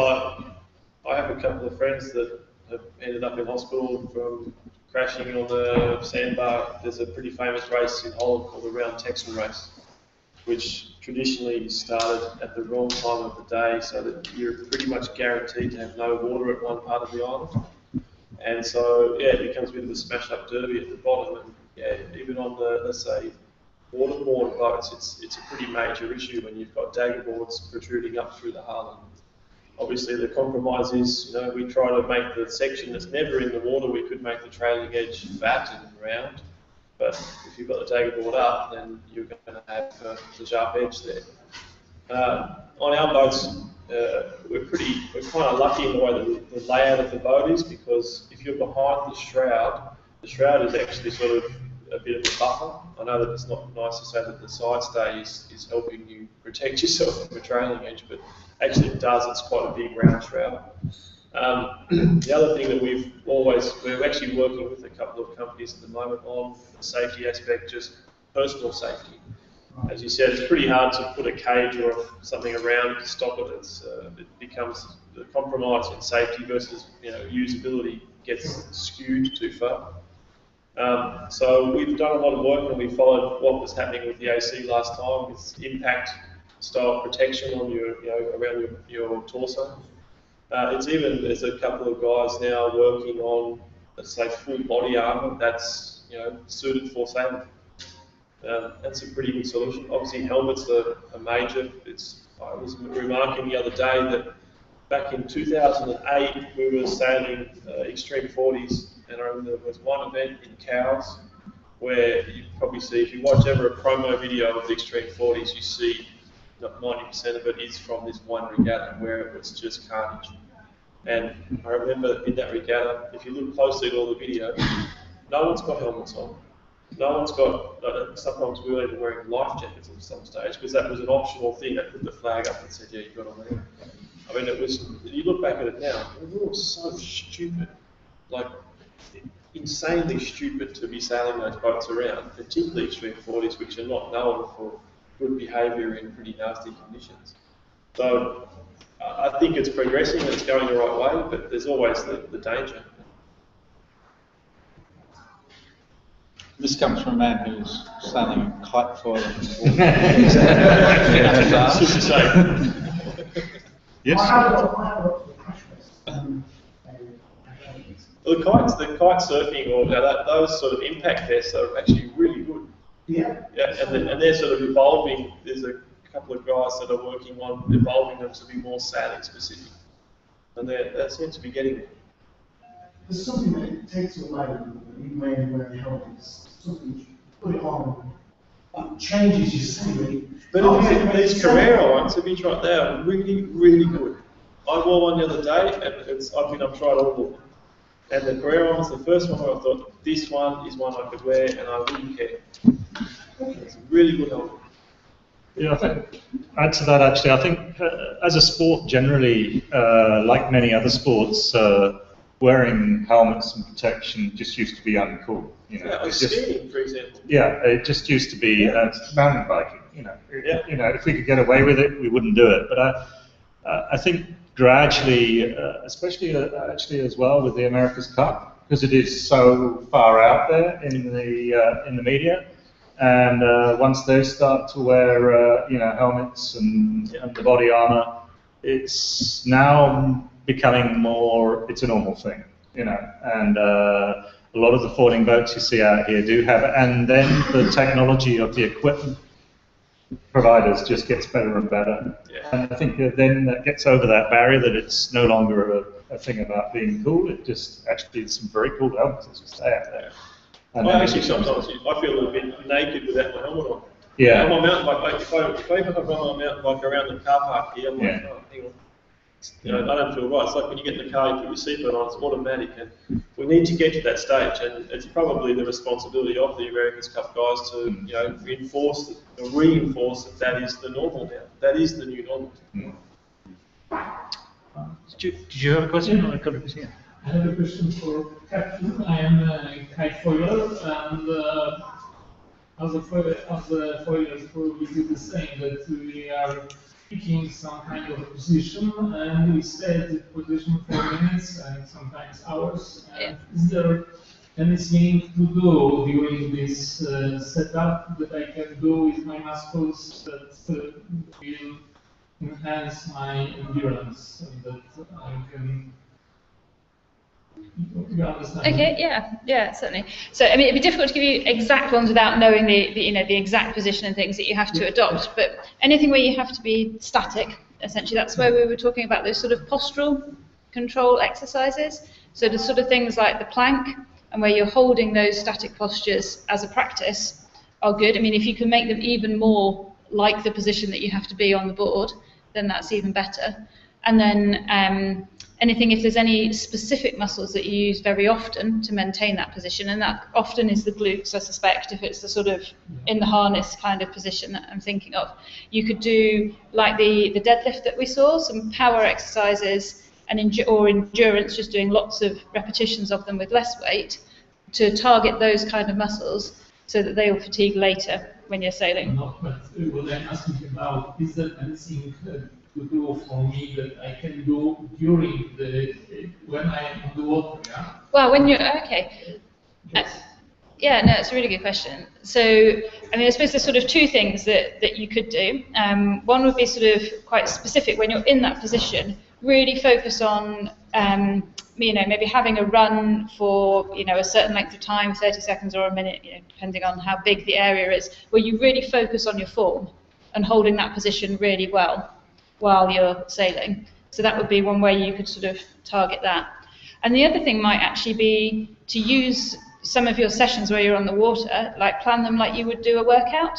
So you might sail really hard for a minute, rest for a minute, sail really hard for 2 minutes, rest for 2 minutes, something like that. So you can actually combine the two. So you're doing a workout, but you're actually on the water and kite foiling at the same time. Is that helpful? Yeah. You also jibe and then ride switch. So if you're riding on a switch, you can switch your feet in the air when you're on the water and then continue riding in the same direction. Switching is not so easy. It is good. It does. But it's just, and what it does, instead of riding like that, you ride like that. You ride with one twist it, and it's quite comfortable. And it's a change. Yeah. I think that probably also Mirco could have some tips for you, taking from his experience. No, also he wants to say something. He is right. If you were on a beach for a long time, many people always on the same beach. Doesn't matter kite or windsurfing or all those kind of small board that we have all the pressure in our leg. You need to be really fit to stay for a long time. You can also switch and go faking. Many guys that are doing, but also you don't have a lot of control. You reduce your speed quite a lot. So you can do if you need to maybe 20 kilometers. It's okay. Sometimes I rest my body and maybe a couple of meters on the highway, but doesn't help to keep the performance high.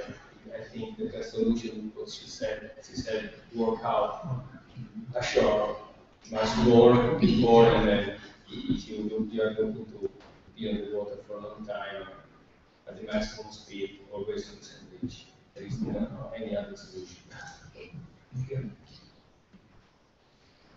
Yep. Oh, sorry. So you can ask questions to the camera. Yeah. Yes, go ahead. Yeah, Edoardo University of Southampton. First question to Andrew. Yeah. Which one? Which two? You showed something about sales and the sales design process, and I was wondering if you can go a bit more into details, because you mentioned about designing it and designing sales in 2D. Am I correct? Because the 3D process would be too difficult. And so, yeah. To use our sail design program we use for the moths and the windsurfers for anything bigger than probably 15 metres sail area would be tedious. But as we go smaller and smaller, you just tend to be, the battens and the cams and everything is just forcing shape into the sail in a way that is sort of unpredictable from the 3D mould. So it just became, well, it started off because that's all I had. And then when we were working with Neil Pryor and we were working with Gastra, and they're just like trying to use 3D software to design windsurf sails, and they just couldn't do it. They just couldn't get the 3D mold to create the 2D shapes they wanted. And then when they went to recut the sails, then they're going, well, how do we get that recut back into 3D mold so that we can actually make the sail that we just recut? And basically, I had written it just for myself and showed them this method, and they went, oh, maybe we should try this, and they tried it. I think Neil Pryor at that point had just spent $3 million on some French dudes who were writing a whole 3D package that simulated the guy on the board and the fin and the waves, and it's like, no, it's not going to work. I mean, even now we don't have the computing power to do that. So they came to me and said, yeah, we want it. And then North came, and then Gaston came, and then Severn, and it was like, oh, we got it right. So it's really just because of the scale. You would not do anything bigger with it. It would be impossible. It would take forever. But because the small scale and because there's not that many panels, it's really about having a database and trying to record the data in such a way that it's scalable so that you can shift shapes and luff curves and put things in a way that makes sense for the next time you build it. If you put an extra batten in, you can still see what you're doing, or if you move battens or if you move seams, everything is very repeatable. So it's really just a tool to create the panels in a way that makes sense to someone designing in such a small scale.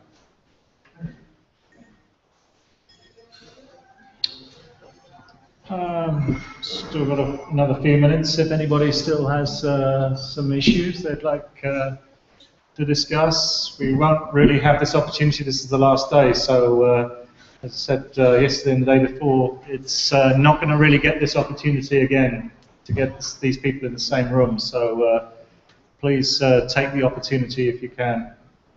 John. Question for you. You talked about effective turbulence on the sections on the moth. What value of Henrik do you use to design the sections? We've been oscillating between 3 and 4.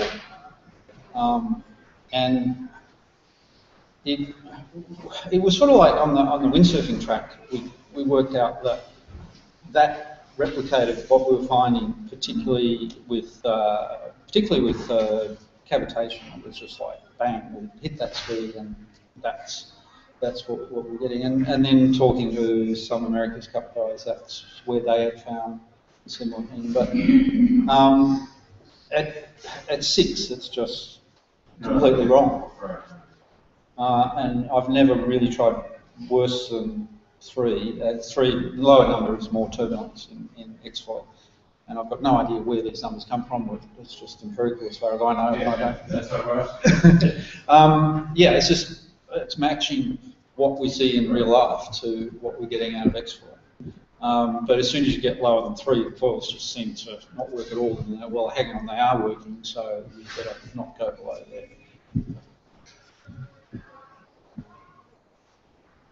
I guess I have one thing to ask. I mean, I probably know the answer, but I'd just like to ask some of our panelists that have presented all these wonderful designs, and if there were more regattas, rather in the style of this foiling-based regattas, where we brought all the various foiling boats to those regattas and raced in a type of invitational type race format. I presume this would be something you would be really keen to support, and to combine the fleets and do this type of regatta. As I say, I guess I know the answer to that, but maybe I can just sort of run to you, for example. Would that be something that you really encourage and like to compete against the other foiling craft? I think it's a very good opportunity for have a look at different kind of foil, different boat, and see what's working well in different conditions. Have the opportunity to test all the boat together. It's a very nice idea. Yeah, because otherwise, it seems that you have your project, and everybody has their own projects, and there's never really an opportunity to. It's not really a race boat for boat, but it's an opportunity to see different developments, different styles in the same. It's very good for improve this kind of boat. So yeah. I can understand maybe what is working better on this boat and what is wrong on mine, and maybe we can join and kind of try to do something together. I think it's a nice event, and I hope that we continue to have next year another time of these events and improve everybody together. And I think it's the future. Yeah. So we start to play with the future. And if everybody play alone, it's more difficult to improve, no? If you start to speak together and try to change it and confront the idea, probably it's going faster. And also for the security, maybe there's some problem that he already know and you already understand, he's passing the information, I can pass with him. And also the boat is becoming more secure and more safety. So I'd like an offshore regatta, but I don't know whether anybody can help me in that. If we could do it off Ushant or something like that, that would be very nice. Somebody have to design a foiling support boat to have. Yeah, that would be fantastic. As long as it's based on the Seafly concept. When I designed this boat, I don't know anybody going foiling. I just know moth, and I just see the edge of that, and I don't have idea. So if I have to do these things now, maybe coming to this event, I have the possibility to speak with the big guru coming from all the part of the world. It's probably it's something better than now. Actually, you joke about head-foil support boat. You actually need one. We do. Because the ribs just cannot keep up with these boats anymore, and they're actually dangerous to be out there pounding along at 35, 40 knots in 1 meter waves, and but that's what the teams are forced to do in order to support their boats. And we really could use a powerboat on foils that can be out there and used for performance data collection and support. That's interesting you say that. We've actually been approached by a boat designer to build a launch, but to use the technology, of course, there's quite a lot of interest from people who own extremely large motor yachts in having the best toy. And I've actually been sort of toying with this. You can have your helicopter, your reaver, and your hydrofoil launch. And the thing is that the helicopter will be faster, and the hydrofoil launch will be able to go and do the 40 knots out in the waves, and the reef will be left behind. So perhaps this is the next generation. I think it's right. I mean, I know from when we did our testing, I have a 8.5 metre rig with 250 horsepower engine on it, and it's basically an offshore racing hub, and it's horrendous to try and keep up with our boat when we're going upwind in one of the bit metre waves. It's really shocking. There's some videos that we shot on board from the bow of our boat looking backwards, and our boat is absolutely dead stable going upwind, foiling above the wave tops, and you see the rib in the background, and the poor bastard of the rib is just getting beaten. Like, it's horrendous. It's really horrible. I did some filming like that in Portland. In fact, you can see it on YouTube on our Seafly coastal channel.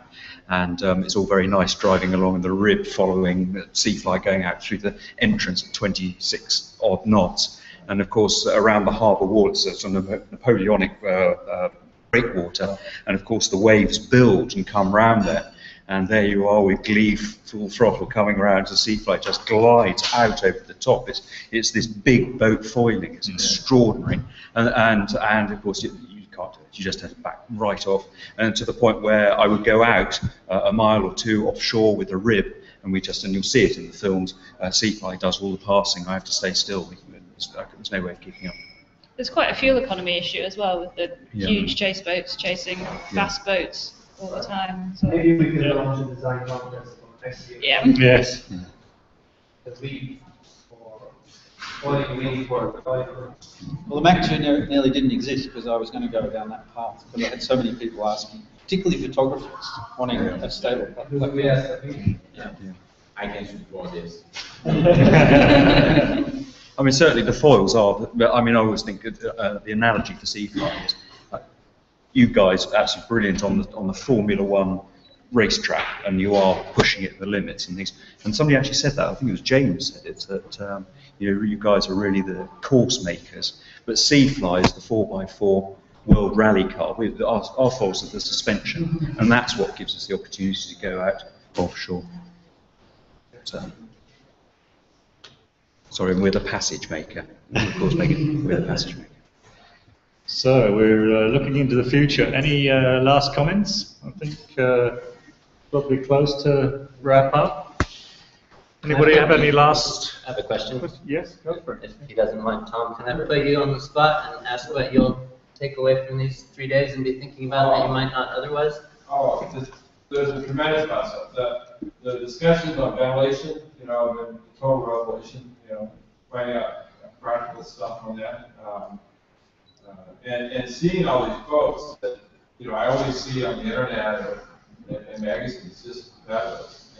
And meeting all these people, I think that's the best thing, because some of you I've corresponded with for years, others, I read by the name, but I've never mentioned it. So meeting everybody in person, I think that's the biggest thing.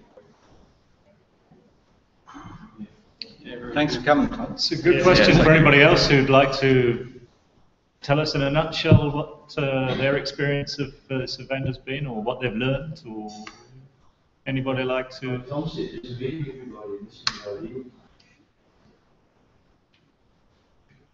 Okay, well, weather's looking okay. There's a little bit of breeze there, so maybe we can go out and see some of these boats in action. Thanks very much.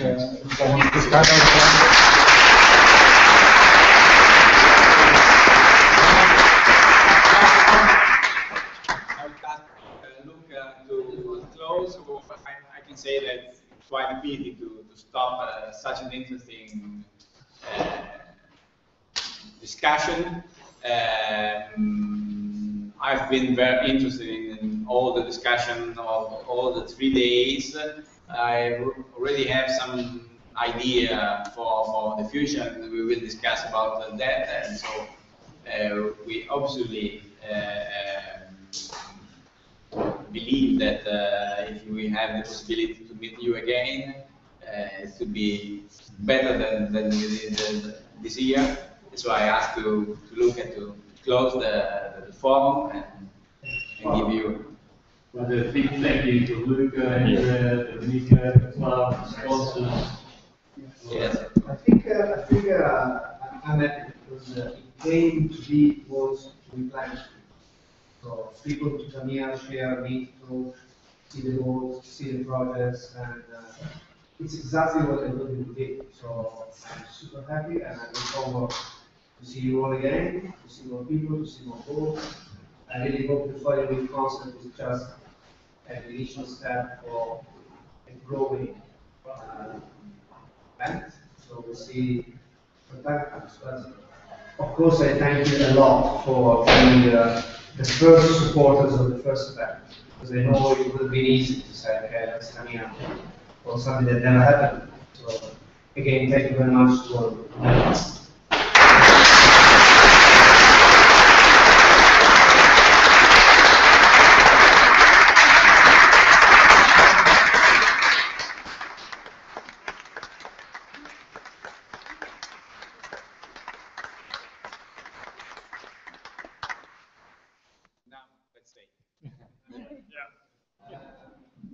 Any of the speakers didn't receive the speaker's pack?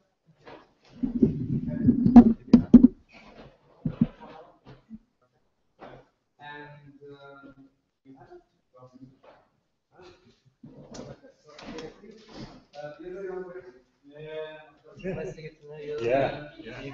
Yeah, I'm sure, Brenda. I'm sure.